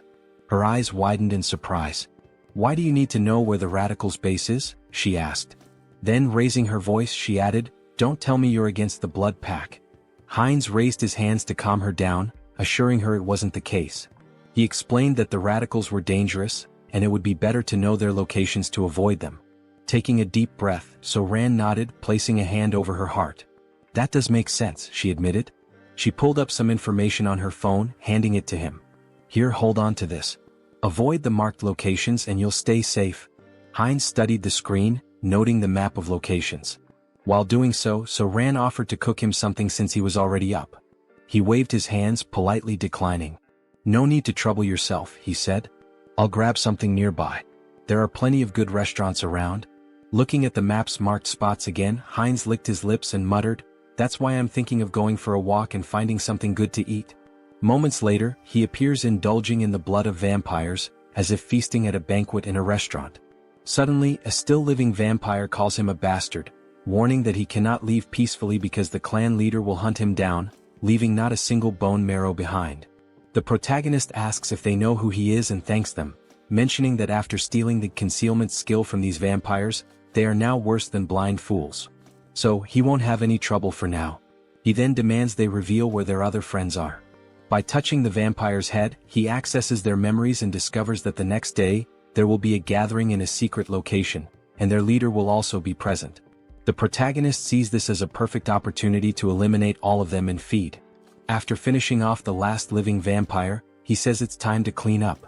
Using the Blood Bloom skill, he spreads blood to create a burning flower that won't extinguish unless the caster wishes and burns only the target. This new technique, which he acquired after stealing from the vampires, is perfect for erasing his traces. As for magical traces, he'll use his concealment skill to hide them. With these two skills, no one will be able to track him. Suddenly, the protagonist's heart starts pounding. This feeling, his body was beginning to evolve again. While spitting blood and groaning in pain, he acquired new abilities. The special skill, Bloodline, Pure Blood, evolves into Bloodline, True Blood. Due to the effects of hybrid evolution, he gains enlightenment and acquires the skill, Blood Flow Amplification. His recovery ability has transcended its limits, and the skilled regeneration has evolved into hyper-regeneration. Finally, he has become a True Blood and gained some new abilities. Let's test what they do. He makes a deep cut on himself and within seconds his artery heals. Now he can control blood and has absurd regeneration. During a fight, he can absorb the blood of enemies to recover, making him practically invincible. If a True Blood is this strong, imagine how powerful a Holy Blood might be. In the next scene, we see Jean Soren thanking someone for donating 1 million cheeses. The donor earned 1,000,000 points in her heart. She thinks this donation will allow her to buy many blood packs without worrying. Suddenly, the protagonist enters the room. They look at each other and blush. He apologizes for interrupting and tells her to continue her work. Soren, embarrassed, shouts at him to knock before entering and punches him. Soren then asks what happened. He tells her they received a letter in her name. The letter contains images and information about a group of criminal vampires. Someone mysterious sent this dossier with such valuable information. She has no idea who it could be. Perhaps the famous masked figure people keep talking about? But the only person she had discussed this with was Mr. Hines. These details came after she gave the location to Mr. Hines. Could these two be working together, or is it just a coincidence? The next day, Hines observes a house from a rooftop where a secret meeting will take place to discuss measures against the masked figure and the recent attacks. Hines uses a skill to peer inside the house but notices a blood magic barrier. On the first floor, he sees several high-level vampires emanating intense energy. Alright, let's go in. Hans will use the shadows and I'll go from above. Let's enter together and wipe them all out. Hines enters through the window like a scene from an action movie. Prepare yourselves, you criminal bastards. But when he looks, there are no vampires on the first floor. Suddenly, the wall begins to crack and a voice claims, I would have loved to capture the masked one, but only some random vampire appeared. No problem, we'll hunt down this mosquito. Beta 1 Beta Shin, do you recognize this vampire? We don't know him. He seems to be level 7 but he's entirely unfamiliar. It looks like this vampire came from somewhere unknown. Hines recalls the name Beta from the vampire memories he absorbed. Their leader is called Alpha, while the others are Betas and Gammas. Both Betas are here today. The big problem is the masked members. Perhaps they belong to the secret divine society I've been searching for. I can't sense their energy, they're using a strong skill to conceal it. For now, get this bastard out of my sight, and, of course, the one hiding in the shadows. They point toward Hans. Hines is surprised they know about the shadow. Since you're so eager, I'll end you right now, Hines says, irritated, with veins pulsing. Using the skilled blood flow amplification and acceleration, he quickly jumps on the vampires, draining their blood. The other vampires are shocked to see Hines cannibalizing his own kind, which is unacceptable. Hans, meanwhile, summons skeletons from the shadows. One vampire tries to flee, begging for his life, but Hans appears in front of him, saying, You're not the only ones who can create barriers. From now on we'll perform the dance of death, where there's no place to run. And so, the dance of death begins. Vampires lose their lives one after another. Beta 1 is stunned by the strength of this unknown vampire. This power doesn't make sense, he's only level 6 or 7. There must be some trick. One charges at Hines, but Hines uses his extended claws to stab one. One, however, hardens his skin like crystal to block the attack. Realizing the enemy blocked him, Hines decides to increase his strength and lands a heavy punch on one's chest. One is shocked to see his crystal armor shatter, something that had never happened in combat before. Recognizing Hines's superior strength and speed, one orders the other vampires to assist him. Hines taunts, Do you think these small fries will stop me? With open hands, Hines releases jets of blood, piercing one's subordinates. Enraged, one seizes the moment while Hines's hands are occupied, slicing off one of Hines's arms with a sharp strike. But it's useless. Hines absorbs blood from the fallen vampires and regenerates his arm instantly. Gaining a new skill, invisibility, Hines disappears in front of one, reappearing behind him and driving his hand into one's body, humorously described as into the vampire's butt. Checkmate, Hines declares as he begins to absorb one's blood. New vampiric factor collected. The skilled blood magic evolves into the special skill Mystery of Blood. Mystery of Blood absorbs subordinate skills, Blood Bloom, and Blood Flow Amplification. Hines feels the surge of power, now able to control all abilities with sheer will and manipulate them rapidly. Beta Shin curses Hines for devouring his own race, calling him a corrupted bloodline, and blaming his strange abilities on it. Hines responds, So what? Are you just going to keep yelling nonsense all day? Why don't you come at me like your brother did? Or are you too scared for that? Beta Shin charges at him, shouting, Bastard! Hines uses Mystery of Blood and traps Shin with blood chains. Shin continues cursing, saying, These tricks are unfair. Unfair tricks? That stings a little, Hines replies sarcastically. Let me tell you something too. Checkmate. He slices the vampire's neck. As Hines absorbs Shin's blood, the other vampires are terrified, muttering, This vampire is insane. Who would have thought the masked one would have such a strong helper? Prepare the orb, we need to deal with him now, says one assistant. One of them casts a spell and launches it at Hans. At that moment Hans appears saying, "That's an interesting spell," and reflects it back at the vampire who cast it. The other assistant, now terrified, says, "The enemies are too strong. There's no hope, we need to flee." The leader, hearing this, declares, "We're not running," and uses a skill on the subordinate, saying, "You've been useful until now, but you'll be even more useful by dying for the Society of Divine Retribution. Go and die for freedom." The leader then uses a spatial manipulation skill to escape. Hans notices something strange about the vampire left behind. Auto-destruction mechanisms? And abandoning your subordinates on your own? What an irresponsible leader. He thought this spell would force me to leave the battlefield. What a pity, it's nothing, Hans says. Inspecting the vampire's body, he observes, there are 2 energy orbs attached to him. If they are removed, Hans continues, I control the rules of death here. Do you think you can escape death in my presence? Meanwhile, the leader is teleported to an unknown location. It was tough escaping such a strong barrier, and the magic didn't work properly. But it was enough to survive, he says. Suddenly Hans appears behind him. So, you were here, leader? Hans contemplates playing with the leader for a while but decides it's better to act decisively to prevent another escape. Hans places his thumb on the leader's forehead to access his memories about the Society of Divine Retribution. However, a defense mechanism activates, an unknown memory technology from the society. Hans is transported to the mental realm. A mysterious voice echoes, saying it didn't expect Hans to reach the realm. Hans questions, so you've been watching this whole show from inside your own mind? He realizes this is the leader of the Society of Divine Retribution. That's correct, Haho Mask. Why don't you join us? The entity asks. Hans considers and asks, what's the society's goal? The mysterious entity replies, it's simple. Freedom for the returned and creating a world led by them. Hans questions, an organization formed so recently already has such ambitious goals? Recently, the entity retorts. We've existed for a long time. We've been fighting for our freedom endlessly. Hans presses further, so you've been committing acts of terror for ages, haven't you? Answer me. A system alert activates. Warning, Mind Hub is regulating emotions.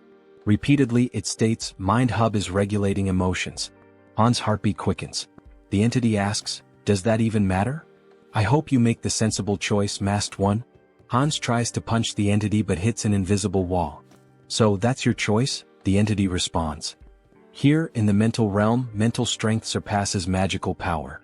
You'll never defeat me here.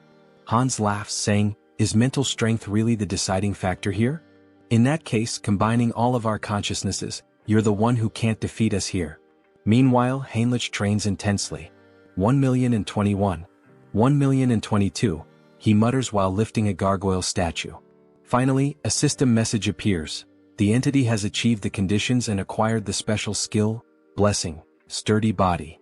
The entity gains the skill, Out Erica Sacred Art, through repeated training, achieving a power level equivalent to a high priest. Heinrich reflects that he didn't expect to surpass his limits with mere physical training. With these new abilities, I've earned the qualifications to be a holy knight. Maybe it's time to discuss the next step. Suddenly he hears a feminine voice, it's the saint in the flower garden. Despite being the saint with the greatest divine power, she appears like an ordinary girl. Hello, Sir Heinrich, she says with a smile. Her radiant aura of divine power betrays her otherwise ordinary appearance. Heinrich greets her and asks, why are you alone in a place like this? The saint replies, I was just watching a ladybug in this field of flowers. The little creature was so cute I lost track of time. Heinrich had thought she was admiring the flowers, only to find out it was the ladybug. The saint notices something different. Sir Heinrich, you've finally received the blessing. Congratulations. The saint's perceptiveness amazes him. Blessing, Sturdy Body is not something achieved with outside help, she remarks, praising his accomplishment. Thank you, saint, he replies. Well, it's time to work. Shall we go to the chapel together, Sir Heinrich? Of course, saint, he answers. Through his studies of history, Heinrich learned why the saint is so obsessed with Hans.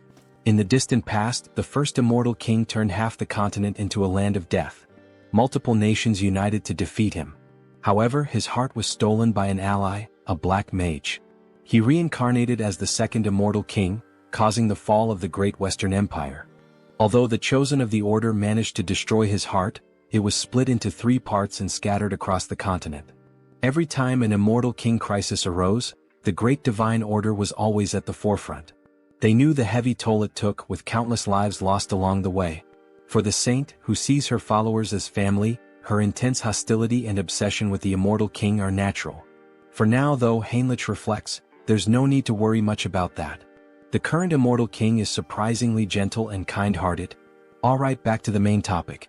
Let's focus my mental strength on Hans. Upon changing the scene, we see a vampire spitting blood. Your Excellency the Arbiter, are you alright? Get out of my way, you're disrupting my focus. This can't be happening, I'm being pushed back. Me? In a battle in the mental realm? How is this possible?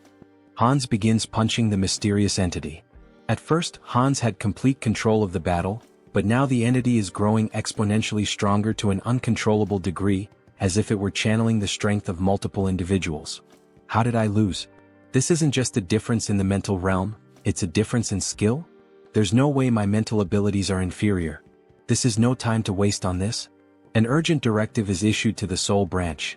Immediately cease all operations, erase all information and go into hiding. Especially for the Korean branch, this is the top priority right now. Inform the commander, a monster is in Korea. Even with Mind Hub and Serenity, Hans wasn't a weak opponent. His resilience would require further study. However, it was regrettable to lose sight of him. The system emits a new notification. The entity absorbs someone else's karma, transforming the skill black magic into the special skill path of sorcery. Thus, this fragment is the remnant of something scattered across the mental realm. Absorbing its karma means my growth comes at the cost of its reduction in power. That's fine. By reading the memories left behind in this fragment, I'll track the hidden members of the Society of Divine Retribution. So this is the Korean branch of the Divine Society, hidden deep in the forest. I won't give them any chance to escape, says Hans, blending into the shadows. I'll uncover all your secrets now. Suddenly, a scientist appears. They told me to evacuate as quickly as possible, but they didn't mention that a monster like this was coming. So the evacuation order had already been issued? At least my effort wasn't completely wasted. Look at you, trying to save a piece of paper with some data, only to hand everything over to me. Let's see what you've been up to for so long. Wait, this incident. I will never forgive you, Society of Divine Retribution.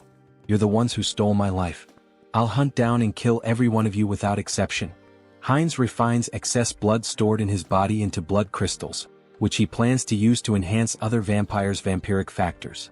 This refined blood connects these vampires to Heinz, creating a hybrid clan loyal to him. Those who resist will be crushed. The next day, Jean Soren is stunned to learn that Heinz has eliminated all vampires in the region and intends to meet with the leader of the moderate faction. Wait a minute, this is a lot to process. I need to verify these facts, Soren says. Verify? What do you think of this as proof? Heinz interrupts, demonstrating his overwhelming power. Soren is terrified by such a display of power. She knew he was strong, but not at this level. He must be at least level 7 or higher. I can't even gauge his strength. Very well, I will contact them now. To think that you eliminated all the vampires with your own hands and now intend to absorb the rest. This is quite an unusual proposal, almost bordering on unsettling. I have no intention of giving absurd orders. The goal is simply to maintain peace and order, to track connections of the Divine Retribution Society, and eradicate every member. Don't you think these two objectives are contradictory? That depends on where you set the standard. It seems she won't be easily persuaded. If she refuses, then we'll have to use force. Fine deal. What are you relying on to accept so quickly? What am I relying on? Of course, I'm relying on myself. I will help you absorb all the remaining vampires, Mr. Heinz. You can start with Soren. She will be the bridge between us. Very well, that's exactly what I wanted. But I don't think that will be the case for them.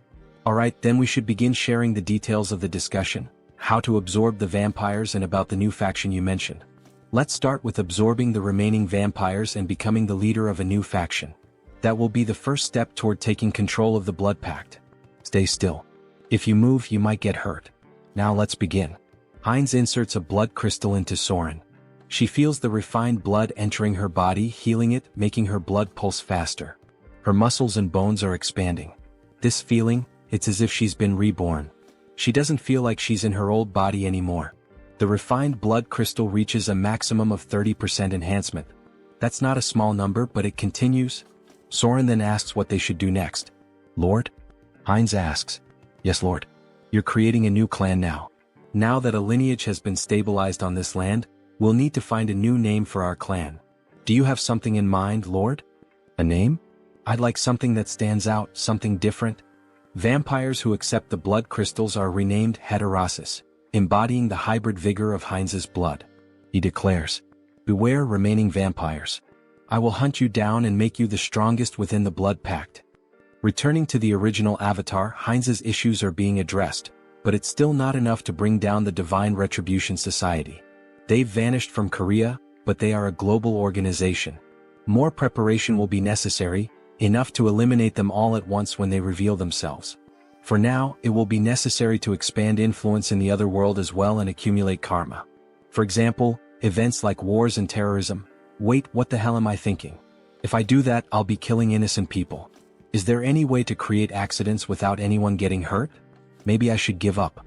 As the protagonist glances at a book, an idea emerges. The Demon King Hans wants to destroy humanity, and the hero Heinrich will defend it. Hans will use corrupt nobles to expand his forces of evil, while Heinrich defends against malevolent organizations and becomes a hero.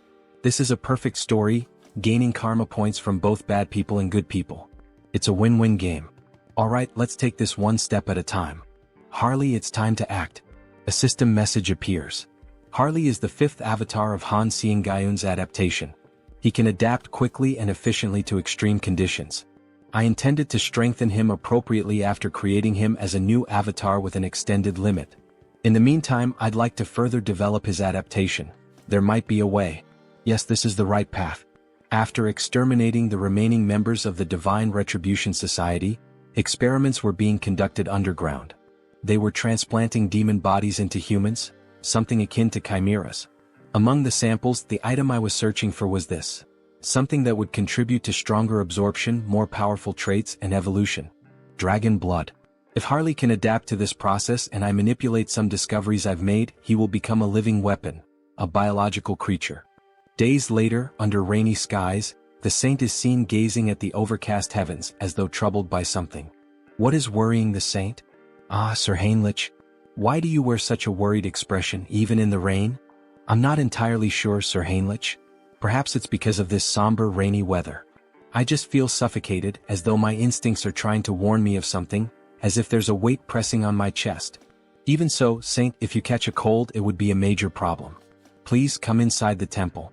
Alright, the saint said. In the next scene, as expected of the saint, how impressive. Even in the middle of these remote mountains, surrounded by double barriers reinforced with dark magic, she can still sense that something is amiss in this hidden refuge. Fortunately, it doesn't seem she has uncovered what is truly happening. With this dose, we can continue to the maximum scale of the experiment. The dragon's blood evolves continuously, acquiring traits from its consumed prey. Combined with the research data from those bastards in the Divine Retribution Society, my forbidden knowledge, and finally, the perfect test subject. Let's begin, shouts Harley, exhilarated by the idea. Sir Heinrich, you are the sword and shield that will protect the righteous.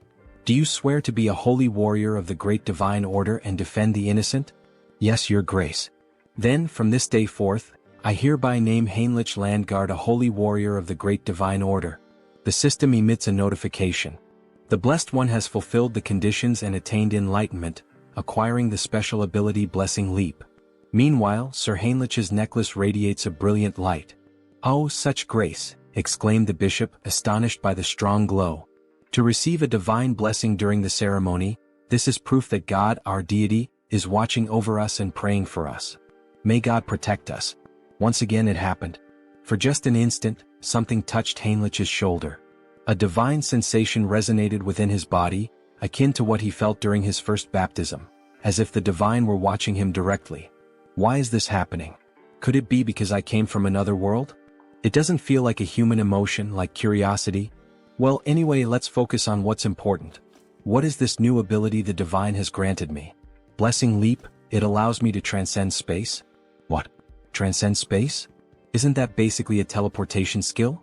It doesn't mention any limits on usage or distance traveled. This ability is top tier. As expected of a god, they are so generous, casually granting such a powerful skill. Thank you, God, for your generosity to this sinner. I am moved by your grace and offer you my prayers. Thank you for continuing to watch over me. Meanwhile, the other devotees wept with joy at seeing Heinrich's devotion to God. A young man like this, he's truly devout. That's true. I couldn't agree more, said another man. From now on, it would be necessary to decide which knighthood order Heinrich would join. Congratulations on being officially recognized as a holy knight, Heinrich. For now, you will be temporarily assigned to various holy knight orders. Here are the representatives of each order, here to invite you to join them. Each order specializes in different weapons and techniques, so choose carefully which one appeals to you most. Nice to meet you. I'm from the Order of the Sky Shield. We specialize in defending the outer perimeters of fortresses using long-range spear techniques. I'm from the Order of the Sun Wolf. We take the front lines in battle and wield highly destructive greatsword techniques. I am a veteran of the Order of the Thunder Claw. Here, we handle the internal security of the fortress and master balanced combat techniques using sword and shield. So, which of these orders would you like to apprentice under? I don't think there's a need to choose. I'll train with all the knight orders. What? With my warrior spirit and growth acceleration abilities, there are no limits to my body. I will absorb all the sacred warrior's combat techniques. However, that person in the corner, isn't he also part of a knight order? Why hasn't he introduced himself or said anything yet? Over there, well, obviously. Suddenly the man was interrupted. Our order only selects the best of the best to join us. But looking closer, you're not too bad. With that level of divine power, perhaps you're qualified to take the test. Heinrich's divine power was among the greatest, even compared to high priests. What are the criteria for this knight order? Just follow me. Our knight order has a singular purpose: to protect the most important thing within the fortress of the Great Temple. The most important thing? What exactly are you referring to? That. I'll tell you if you pass the test. Suddenly they entered a room, a library in the castle dungeon.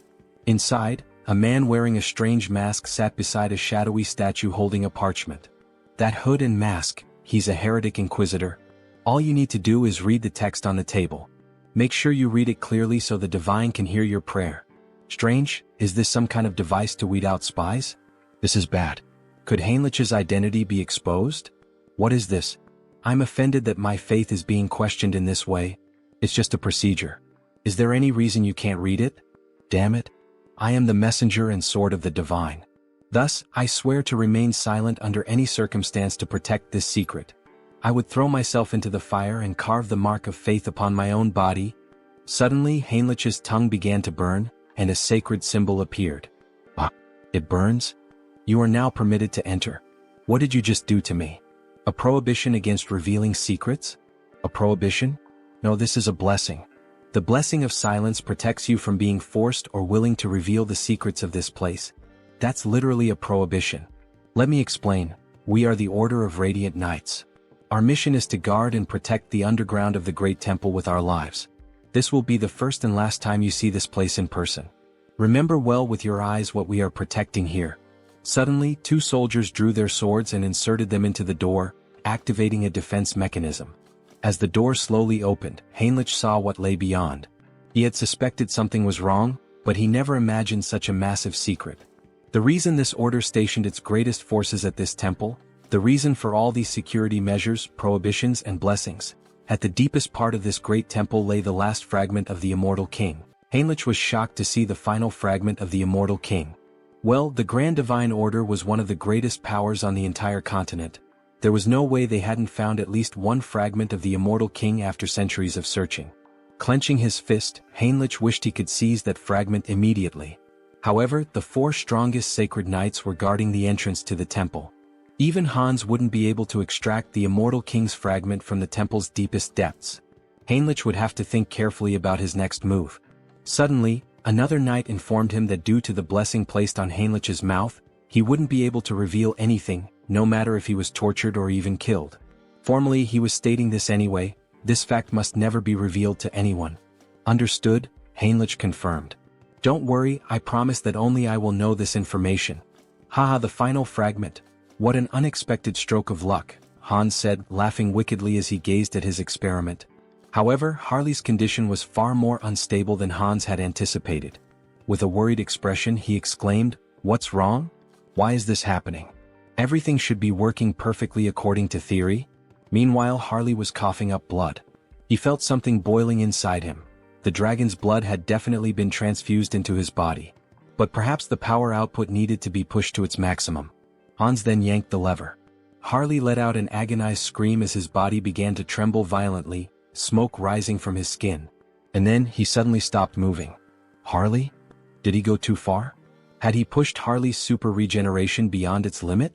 If that was the case, then Hans was about to lose everything, Harley and all of his research. Screw it. It was all or nothing now. Hans made a desperate decision, injecting every last drop of the dragon's blood into Harley, praying that it would have some effect. Harley's body twitched. His eyes shot open, glowing a furious red. He let out a blood-curdling scream as his jaw contorted, transforming into something monstrous. Crimson lightning crackled throughout the room as Hans watched, frozen. And then he stopped moving again. Shit, so the experiment failed? Hans muttered under his breath. Damn it, Harley. Just as he turned to leave, a system window suddenly appeared before him. System notification. Caution, exclusive abilities have evolved. Your abilities have grown. The number of avatars you can create has increased. Hans' eyes widened. Increase? What do you mean, increase? He looked around at the lifeless body before him. All I see is a pile of corpses, not growth. Then, without warning, Harley's body convulsed violently. His muscles rippled as he snapped his restraints apart like they were nothing. System notification. You have acquired a new ability, physical mutation. Your recovery ability has exceeded its limits. Super regeneration has evolved into regenerative adaptation. Harley let out a guttural roar, his voice twisted with agony and something else, power. His entire body was mutating, shifting, evolving. System notification. Skill adaptation has evolved into special ability, mutation. Hans could only watch in awe, no in terror, as Harley broke free from every shackle that had once bound him. Finally, the mind has connected. The gamble was worth it. Ah, so this is the new effect of the mutation ability? Harley mused, laughing as he examined his altered physique. His body had changed drastically, his muscles denser, his teeth sharper, and even a few dragon-like scales appearing on his face.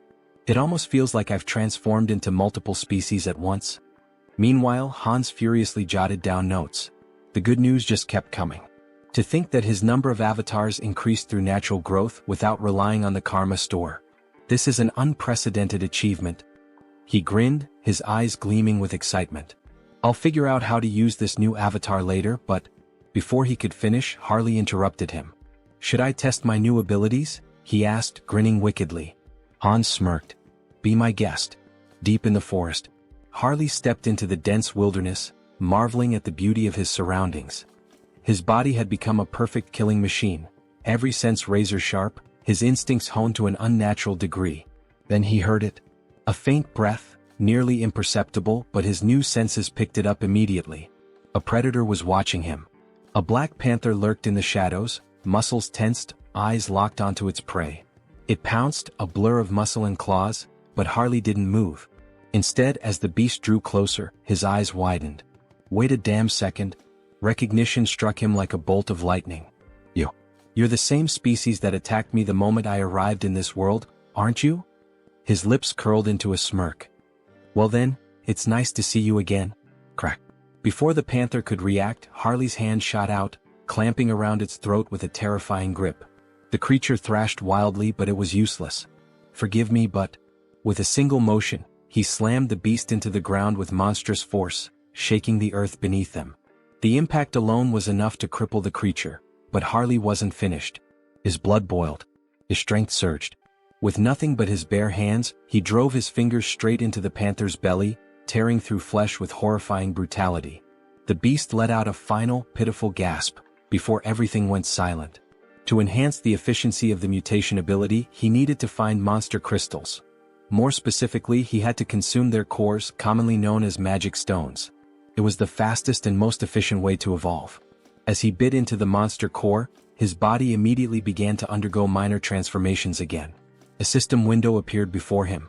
The entity has achieved enlightenment through repeated actions. Let us further solidify its concept with physical mutation. At that moment, his body visibly evolved. His muscle mass expanded, his height surged, and within moments he stood close to 2 meters tall, his physique now overwhelming and powerful. Having a large and muscular body is undeniably an advantage in battle, isn't it?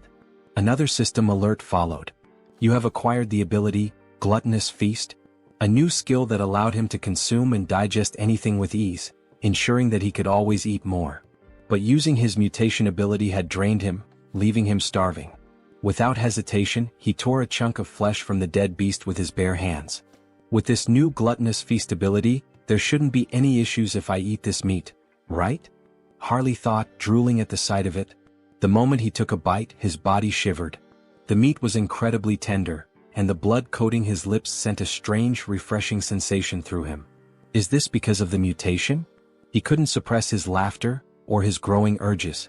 At this point, anyone watching would think he had lost his mind. His behavior was completely primal. Primal, huh? That word stuck in his mind. He recalled rumors of an isolated barbarian tribe in the southern regions of this land. In that case, Harley smirked, licking the blood from his fingers, perhaps it's time for a class change. The country of Tulek Kingdom, Tarak. The scene opens to the entrance of the guild in this city. What the hell? A barbarian from the south? What's he doing here in the west? The tension in the air is palpable. Welcome. Everyone seems completely on edge. Well, of course they are. This body is stylish and intimidating. Harley figured it might be too much, but in the end it suited him just fine. But he wasn't here to make an impression just yet. His goal was far greater, to become a hero capable of shaping the entire continent, leaving behind a legacy so unforgettable that no one would ever erase his name. So, what does the esteemed guest require? The guild receptionist asks hesitantly. Harley leans in, smirking. Isn't it obvious? He says, slamming his hand down on the counter. I'm here to exterminate the monsters in the northern mountains, near the steel fortress. Isn't that what this city is for? The guild worker flinches but quickly composes himself. Oh, of course. I'll register you immediately for deployment, rookie mercenary. Harley grins. Good. Let's get this started. Meanwhile, at the temple, a grand duel reaches its climax. Heinrich stands victorious, wiping his blade clean. Damn that tenacious bastard. One onlooker mutters. Heinrich had done it. He had mastered every combat technique and weapon style of the Sacred Knights. The entity has achieved enlightenment through training. You have acquired the skill, comprehensive weapon mastery. It was finally over. Now Heinrich could wield any weapon to absolute perfection. This experience would undoubtedly benefit all his other avatars as well. Just as he relished his victory, he caught sight of the Saintess. But something was off. She was dressed in full ceremonial robes. Why is she wearing those? What is she up to? Heinrich wondered. He approached her. Saintess, what are you doing? She turned to him with a serene smile. Ah, Sir Heinrich. We meet again. When it rains, worms always emerge from the earth.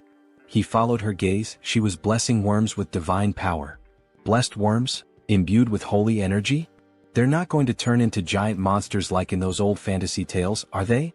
Heinrich thought, unnerved. But his thoughts quickly shifted back to her attire. There's some kind of ritual happening, isn't there? The Saintess nodded. Yes. In fact, it is an extraordinary event. One capable of tracking the Immortal King. It is about to begin soon. The Immortal King? Just how powerful must this guest be, to be capable of tracing Hans? Hans, who had concealed himself behind countless layers of barriers. I'm not sure I can explain it properly, but if you're interested, perhaps, you would like to participate as an honorary guardian warrior? Heinrich didn't hesitate. Yes, Saintess. Please let me participate. Inside the temple, a voice rang out. Lord Granwood is entering. A noble figure strode inside, surrounded by an entourage. Heinrich's sharp eyes scanned the unfamiliar formation. Someone powerful enough to track Hans? I need to confirm this myself. Then more guests arrived and the room fell silent. A formal greeting echoed through the hall. Salutations to the Saintess. But then Heinrich noticed something. Those ears. A high elf. His heart pounded.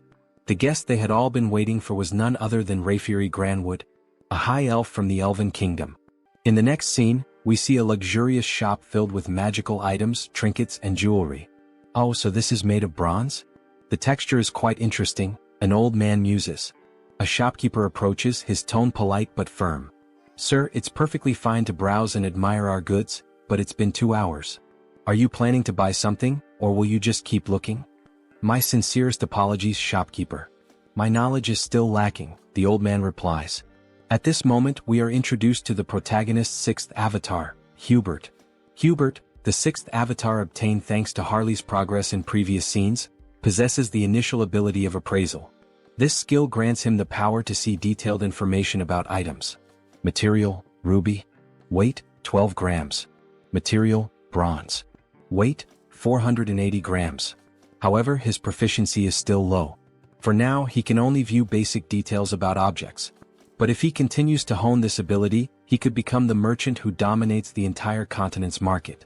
Of course, before that can happen, he must navigate the opposition of existing merchants. To ensure his success, Harley's heroic influence must continue to grow, so that in the future they can support each other. Shifting scenes, we now find ourselves in a vast landscape of towering ice-covered mountains. Harley has finally reached his destination. So, it's you? The biggest threat lurking in this mountain? Before he can react further, a massive bear lunges at him, wasting no time in launching a ferocious attack. Harley grips his axe tightly, bracing himself as he counters with powerful swings, wounding the beast and forcing it to retreat. Seeing an opening, he leaps above the bear, ready to deliver a devastating strike to its head. However, just as his attack lands, his axe shatters in two. Before he can even curse the bear, a massive paw strikes him with full force, sending him flying several meters through the trees. Damn it! The axe didn't work. As the bear charges at him once more, Harley quickly decides to activate his body mutation ability. His arm becomes covered in dragon scales, reinforcing his strength. He clenches his fist and, as if standing in a boxing ring, delivers a full-force punch straight into the bear's mouth. The impact is immense. The bear is sent flying. Tisk, fighting barehanded is more effective than using weapons. But with power like this, I'll never be recognized as a hero. He begins to wonder, could he harness the vitality of monsters without physically altering his body? If so, it might be the key to controlling his own evolution. Determined to test his theory, he focuses on extracting only the energy from the beast, not its physical traits. At that moment, a system notification appears. The entity has met the conditions and achieved enlightenment. A special ability has been acquired, Aura. It worked. A fiery orange aura begins radiating from Harley's arm. Finally, an ability that lets him grow stronger while remaining human. But before he can fully grasp his newfound power, something approaches. A colossal monster emerges from the icy mist. Without hesitation, the creature kicks Harley, sending him skidding across the frozen ground. As expected from the northern mountains. First a bear and now an ogre? Harley smirks, cracking his knuckles. Well then, maybe this is the perfect time to test my new ability, he says, letting out a wicked laugh. The ogre stomped down on Harley, letting out a deep, guttural laugh, convinced it had finished him off. But then a firm grip. Harley was still there, clutching the monster's foot. You think this is funny? You really want to see something funny? With a smirk, Harley began lifting the ogre's leg as if he were simply doing strength training. Let me show you something amusing. With one final push, he sent the ogre off balance, then used the momentum to leap onto its back. In his hands was a new weapon, gleaming with power. As if invoking the might of a god of war, he roared. The slumbering ogre of the forest, awaken. And with that, he tore into the beast, carving deep, brutal gashes into its flesh. Blow after blow, he cut it apart, reducing it to nothing but lifeless remains. As he stood victorious, his gaze shifted toward his new axe. With this, I will become a hero. But then, a foul stench filled the air. A scent both revolting and strangely nostalgic, like the rotten musk of a neglected wound. Harley turned toward the source, deep within the forest. From the shadows, two armored legs stepped into view. So, it was you all along. Oath of rebellion. Harley's voice was cold, calculating. I don't know what you're scheming in a place as remote as this, but it's obvious who you are. His grip tightened around his weapon. And I'll make sure to tear out the roots of this corruption before it spreads. With a burst of immense speed, he lunged forward. Meanwhile, in a distant, more refined setting. Exquisite. This tea is truly exquisite, said the elf, his tone filled with satisfaction. We are deeply grateful for your warm hospitality, Saintess. The woman smiled, honored to hear such words. It pleases me to know the tea suits your taste. Our great divine church also sincerely appreciates your presence here. The newest ally of the church was not just any elf. He was a high elf. Hailing from the kingdom of elves on the continent of Enamel, a land where the elves revere the world tree. Though their faiths differed, the great church of the supreme god and the elven kingdom had long recognized one another, maintaining a steady exchange of knowledge and culture. For in the grand scheme of existence, acknowledging another's presence and choosing an object of worship were two entirely different things. The High Elves stand at the pinnacle of elven society, the highest class within their kingdom. If one has come all this way, could it mean they intend to use the World Tree's power to find Hans? Regardless, this is incredible. Their pupils, shaped like stars. Ah, so my eyes have caught your attention? The High Elf remarks with a knowing smile. The Saintess, flustered, quickly averts her gaze. Oh, was I staring that much? My apologies, I didn't realize. It's quite all right. In the end, it's an interesting topic to discuss. These eyes are the mark of a High Elf. Elves born with these celestial eyes serve as priests, bridging the connection between the World Tree and their people. However, such a birth is exceedingly rare. Only 2 or 3 are born per generation at most. And even then, most of them have been elderly in recent times. That is why the birth of a new High Elf is an event of great urgency and hope. So, this urgent request for aid, is it related to that situation? Correct, the High Elf affirms. A divine revelation was received not long ago. A child of great potential was born on the continent of Ion. However, before she could be protected, she was captured by slave hunters and sold as a sacrifice to a dark sorcerer. That is why we sought the aid of the great church of the supreme god. We need assistance in locating her before it's too late. This is terrible. Do you have any clues about her whereabouts? She was last tracked to the northern mountains. We've pinpointed them somewhere deep within that treacherous region. The northern mountains? That's a remote and perilous place. Do you have a description of the child? Meanwhile, in the heart of those very mountains, Harley had arrived. As he surveyed the desolate landscape, his eyes locked onto a girl. Pointed ears. Shackled in chains. Back at the church, the High Elf continued their description. She has yet to awaken her celestial eyes, so for now, she appears to be a normal elf. By human standards, she would look like a teenager. Her hair is a light green, and her eyes, a shade of orange. A sharp breath. A sudden realization. Wait a minute, that's not possible. Heinrich thought, his expression shifting. At that same moment, deep in the mountains, Harley took a step forward, looking at the girl before him.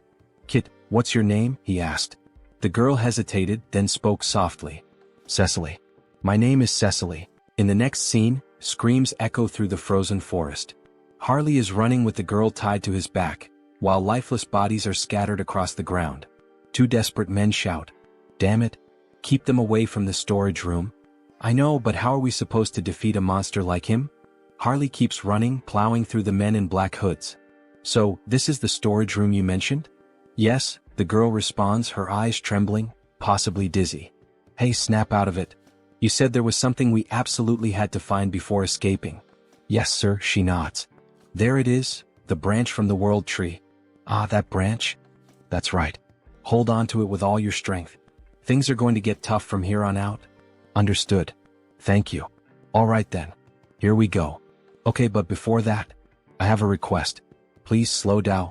Before the elf can even finish her sentence, Harley takes off at full speed, nearly losing his grip on the girl as she clings to him, tears streaming down her face. Slow down. Please. Meanwhile, back at the church, Heinrich has a suggestion. The High Elf decides to listen. This is about that child, Cecily. I think I know where she is. What? The elf shouts. Is that true? Do you know some kind of blessing that allows you to track specific individuals? No, not exactly like that, but I can sense her presence. Sir Heinrich, another guard exclaims. In such a critical situation, relying on something so uncertain. Before he can finish, the saint raises a hand, signaling for a moment of silence. Please explain in more detail, Sir Heinrich, she asks, her gaze serious. Back to Harley. I found it. We finally found the exit. That bastard is escaping with it. Call it, now? Yes, sir. One of the men blows into a flute. Suddenly, Harley and the girl feel the ground tremble beneath them. And then, bursting from the earth, a massive worm emerges, just like the one Heinrich feared, one that could grow stronger through the saint's divine power. Well, no choice then. We'll have to break through by force. Harley plants his feet firmly. Don't block our path. Get out of the way. With a violent kick, he slams into the monster, but the creature endures the blow and lunges, trying to swallow them whole. That's when Harley notices something. Inside the worm's mouth, a strange symbol. What the hell is that? So they're controlling the worm with this? No wonder he found it suspicious. A creature that only lives in the desert showing up here? It all made sense now.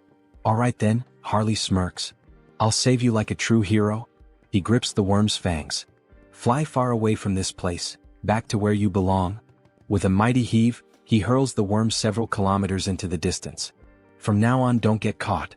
Live a long life. He grins while the girl, still on his back, struggles with nausea. Suddenly, wolves appear, surrounding them. The number of monsters is insane.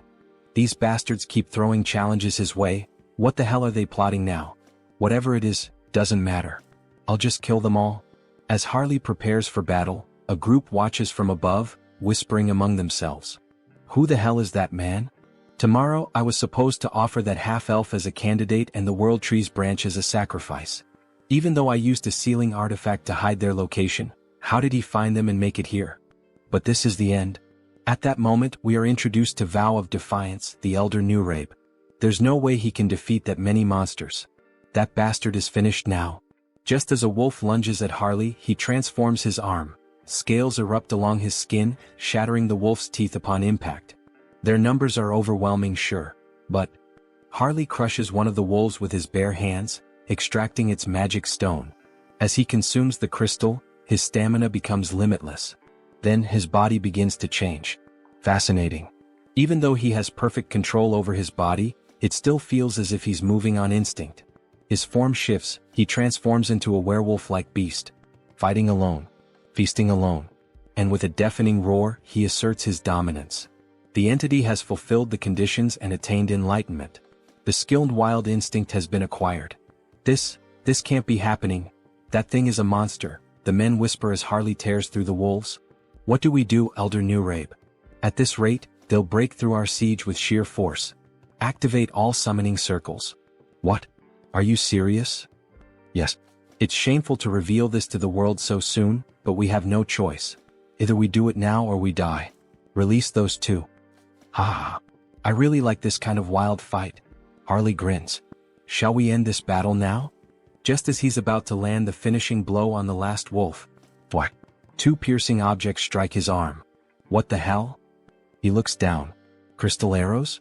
Then the arrows dislodge themselves from his body and return, floating back into the hands of a figure gripping them tightly. The hell is that? Harley narrows his eyes. A precious individual? He can feel an immense telekinetic power emanating from the gemstone embedded in the figure's body. Before he can react, another monster descends from the sky. Sir. Above us, be careful, the girl shouts. The beast crashes into the ground with immense force. You won't take another step, you filthy half-breed? It grips a sword engulfed in flames. Harley scoffs. So now we even have demons in the mix? But brute strength alone won't be enough to defeat me. As Harley roars and prepares to strike back, another crystal arrow is fired. This time it pierces his ribcage. And before he can react, bam, the demon lands a brutal punch to his face. Give up, half-breed. You can't win. The girl cries out, Sir, are you all right? The demon raises his flaming sword. You're dead now. The blade comes down. Yeah, this really is over, Harley mutters. Even a demon is capable of speaking the truth. Then, a blinding light bursts forth from the heavens. It shines intensely between Harley and the demon. What? Where is this overwhelming holy power coming from? Harley smirks through the pain. You got here just in time, Heinrich. Going back to the past, my lady. Are you really going to believe in a theory and an uncertain feeling in such an important situation? How can you say something like that? Sir Heinrich is someone the church can trust wholeheartedly, but he has never been blessed with divine favor for exploration. Since the divine has shown interest in him multiple times, he must have received some kind of revelation from our own God. The elf becomes irritated, standing up abruptly and slamming the table. It doesn't matter whether this is a revelation or just another guess. That's irrelevant. If it leads us to the child, I will follow any decision. Show the way, Sir Heinrich. Returning to the present, a great battle is taking place in the mountains. Sir Heinrich is facing the demon of the flaming sword.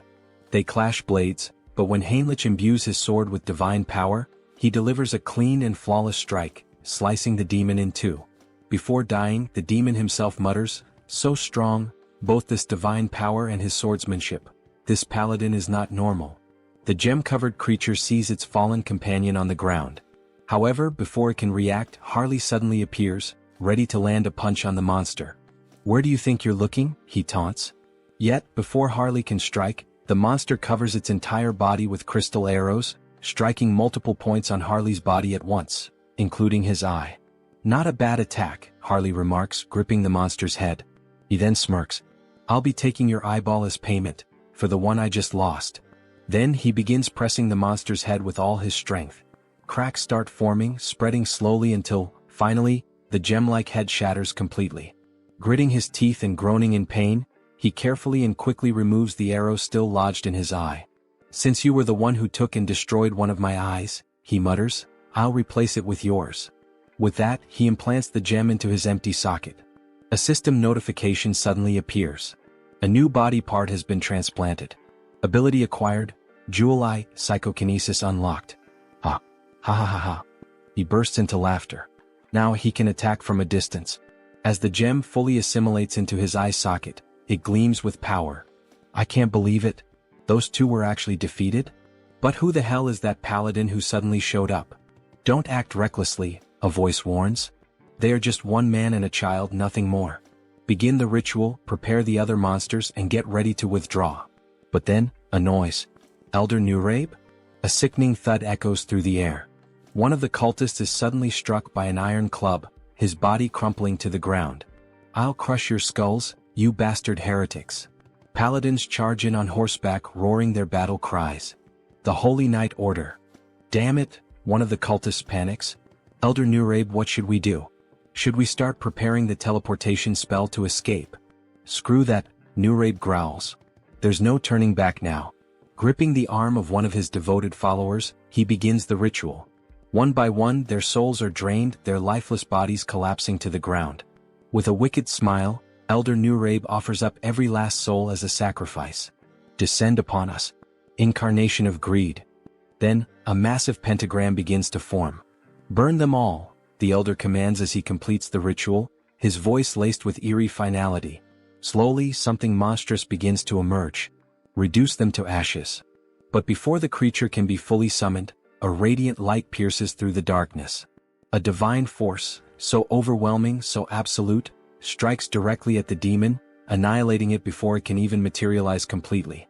"Forgive me, but the only thing burning today will be you, heretic." With those words, the paladin invokes the light once more, this time beneath the elder's feet. A massive explosion erupts at the mountain's peak, so powerful that even those far below hear its devastating impact. "Looks like things are just about wrapped up here," a voice calls out. "Hey kid, you can stop hiding now. Come on out." Shaky footsteps. A hesitant voice. "That was terrifying. Suffocating. I feel like I'm about to throw up." "Haha. That just means you're healthy," Harley chuckles. "As long as you're not hurt, that's all that matters." The girl lets out a small, relieved laugh. "Sir Heinrich, it seems we arrived at just the right time, all thanks to you." "Thank you." Sir Paladin Tuscan, Heinrich greets in return. But the high elf standing nearby seems troubled. "You were absolutely right about the location, Heinrich. But, how did you know the girl would be here?" "I'm not sure," Heinrich admits. "I just knew." Then, suddenly the elf calls out. "Lady Cecily." For the first time he lays eyes on her, his voice filled with emotion. "It is an honor to meet you at last, Lady Cecily." He kneels before her, his expression solemn. "I am Rayfury of the Elven Kingdom." Cecily looks at him, confused by the formal greeting. Harley watches closely, analyzing the situation. So this is the gaze of a high elf. "Ah. I'm truly glad you were able to reunite safely with your kin," Harley says. "It was an honor to help you as a warrior, Cecily." Cecily smiles warmly. "All right. Thank you so much, warrior." The elf then turns to Harley. "How could I possibly repay you for protecting Cecily?" "Ah no," Harley waves him off. "I didn't do this for a reward." "You are truly an admirable person," Rayfury acknowledges. "However, since I have received your aid, I must express my gratitude properly. That is the way of my people." Harley grins. "Well then, if that's how it is, I'd be honored to accept." "All right, Sir Harley, could you lower yourself a little for a moment?" The elf looked clearly uncomfortable with the situation. Cecily then leaned forward and placed a soft kiss on Harley's forehead. "May nature's blessings be with you." A glowing symbol appeared on Harley's forehead, and an overwhelming energy surged through him. It felt like the very presence of the world tree itself. "This is a blessing that only high elves can bestow," Rayfury explained. "The blessing of nature, a high-level enchantment that can only be used a limited number of times." He glanced at Cecily. "Cecily isn't a high elf yet, so this won't be as effective. But once she awakens her true sight, she'll be able to reinforce the enchantment and make it even stronger for you." Then, with a solemn expression, Rayfury continued, "And of course I must give you a proper gift as well. Please extend your hand." Harley complied, and Rayfury placed a small, intricate token in his palm. "This is our elven symbol of promise. Should you ever need assistance in the future, we will come to your aid." "Seriously?" Harley blinked, a bit taken aback. "Thank you. You guys didn't have to go this far. I'll accept these gifts with gratitude. Here, take this as well. One last thing." Harley looked at the additional item, curiosity flickering in his eyes. Meanwhile, another conversation unfolded. "That young man? He has quite an impressive physique," Rayfury observed. "He's just as capable as you, isn't he? You two know each other?" "No, this is our first meeting," Rayfury admitted before smiling faintly. "But I have a feeling this will be a good connection." "If it's your intuition, then I trust it completely," Heinrich said. "The order must also express its gratitude properly." Heinrich took a deep breath, his thoughts racing. "We've gained the favor of both the Elven Kingdom and the Grand Divine Order." Then a voice called out, "Lord Tuscan, thank you for handling this issue so swiftly. Now it is our turn to assist you." "Just hearing that gives me courage," Tuscan replied. "We have only one request. For the peace of this island, please find the Immortal King." Heinrich exhaled slowly. So, in the end, was making contact with the High Elves all for this? He looked up at the sky. The World Tree is the root of all trees. The High Elves can borrow its power, sensing energy anywhere there is life, anywhere trees grow. But, Rayfury added, it will require some form of support. Support? I need some knowledge about the energy we're searching for. The energy of the Immortal King. All right. Follow me. They used teleportation to return to the church. Heinrich never expected to visit this place again so soon. No matter how many times he saw it, the sight remained awe-inspiring. A colossal sacred barrier, its complexity beyond even his full comprehension. Bringing in outsiders only made the church distort the path further, twisting it into an intricate labyrinth. Even someone like Hans would need a considerable amount of time to break through a barrier of this magnitude. We've arrived. Even if an intruder somehow managed to slip inside, the Holy Knights and High Priors stationed throughout the entire building would immediately mobilize. And then, at any moment, this is a fragment of the legendary Immortal King? Alright then. Let's begin mapping its energy trail. The High Elf would track Hans. Meanwhile, elite forces would be gathered, prepared to face him once more. Wait a second. That means there's a path. Fine. On that day, with my own hands, I will seize the final fragment of the Immortal King. In the next scene, an empty chair sat ominously. It's time. Have all the representatives gathered. A vast chamber came into view, lined with chairs, bathed in an eerie glow. The flickering of purple fire cast unsettling shadows across the room. The challenge vote. The executive meeting room. The first to respond was a pink flame, its shape vaguely humanoid. The representative of the Empire is present. Next, a dark violet silhouette flickered. The representative of the East, also in attendance. And finally, as for Nurabe, he is dead. He will not be joining us. A heavy silence hung in the air. You've all heard the latest news? A voice finally spoke. We still don't know how the Order or the High Elves managed to track and eliminate Nurabe. First, Marcos, who was cultivating a fragment, and now Nurabe, who had gone into hiding, yet was still found and killed. Aren't we all getting a little too careless? Another shadow stirred. The resurgence of the Order must be tied to the appearance of the Immortal King's heir. Another voice mused. This heir of the Immortal King. Could we not use him to our advantage? You're suggesting we ally ourselves with the very fraud that's been backing us into a corner? A pause, then a low chuckle. Now that is an interesting idea. No matter how many layers of barriers I erected, no matter how deep into the mountains I hid, they still managed to track my location. It seems the Saint used my fragment to trace me. In that case, all I need to do is hide the fragment in the subspace I created. But the moment I tried to send it in, it was repelled back. Damn it. Did I fail? It seems this fragment won't enter a normal subspace. But if that's the case, then what if I store it inside Han's body instead? Would that be enough to contain it? Would that allow me to transport it without being detected? Then Hans himself would become one with the fragment. As he absorbed the fragment into his own body, it worked. Now he could draw upon its full power while perfectly concealing any trace of its energy. Perfect. With that problem solved, I've eliminated my greatest headache. Now the only thing left to do is erase the crime scene. Let's burn everything in this room to ash. With a mere snap of his fingers, flames erupted all around, consuming the space as if he had just opened the gates of hell. Now, everything is ready for the show. I'll release all the barriers. My scent will spread across the land. Come find me. I'm right here. Great divine order, come to me now. Hans exhaled a massive surge of dark energy into the sky. I will seize the last fragment of the immortal king with my own hands. As his overwhelming power spread, the sacred tree finally located him. The high elf had followed the trail. The immortal king is in the monster forest, west of the continent. Summon all available paladins immediately. We begin the hunt now. Bring every archbishop we have at our disposal. Suddenly, a mysterious paladin stepped forward. Well, I must say I feel a bit offended. You didn't even think to invite me to such an important event? I've already heard the essentials. Paladin Pyrii from the Great Temple of Geron will be joining you. Cardinal Pyrii, one of the most powerful figures of the Great Temple of Geron. His presence was reassuring. This expedition was composed only of the strongest. Archbishop. This time, I will go. The saint declared firmly. That won't be necessary, saint. But even the cardinal is going. Saint, you are the pillar of the great divine order. You must remain here. Sir Landguard. Yes, Archbishop? This time, you will stay behind and protect the great temple alongside the saint. Understood. If anything happens to me during this mission, the saint will be in your care. Understood. Don't worry. While you're all away, I'll take good care of everything here. I'll make sure the saint remains safe. However, only the saint will be safe. Soon we will once again face the nightmare of our continent. But in the end, a nightmare is nothing more than a dream. For the divine watches over us and protects us. For the peace and salvation of all. For the peace and salvation of all. The troops began to march toward the church's teleportation gate.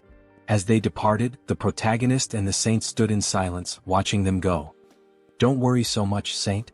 I'm sure everyone will return home safely. Really? Did the divine grant you some great revelation? Not exactly. But for some reason, I just feel that's how it will be. Meanwhile, Hans appears. His dark mana was on high alert, sensing everything around him. Standing in front of the church, he could not see through the divine barriers, but he could feel them, woven into the very walls like chains binding the structure. Even if he used a skill to bypass them, the internal barriers would still remain. In that case, I'll force them out of my location. And buy some time. Raising both hands, Hans unleashed several spells into the night sky. They burst into the air like fireworks, a midnight display of destruction. The hell is that in the sky? A guard shouted. Another turned eyes wide. Look down there. We're under attack. Sound the alarm. Call everyone. From the shadows, an undead legion began to swarm toward the church. Meanwhile, deep in the forest, under the cover of night, this is getting complicated. We've searched every inch of where his presence was detected, but there's nothing here. The high elf refused to believe it. He was certain this was the place. If Hans had moved, the world tree would have warned him. But wait, could he have realized he was being tracked? Did he set this up to mislead us? Everyone return to the great temple immediately. That's an order. This is his trap. It was all a distraction. By the time they returned to the church, it was in ruins. Bodies of soldiers, skeletons, and undead littered the ground. And standing there, waiting for them, Hans. Finally we meet. The last fragment of the immortal king. The time for the immortal king's resurrection begins now. With those words, Hans began to absorb the final fragment into himself. If you enjoyed this video, don't forget to give it a thumbs up, it really helps. And for more content like this, make sure to subscribe and hit the notification bell so you don't miss any updates. Let me know in the comments if you'd like to see another part. I'd love to hear your thoughts. See you next time. Bye-bye.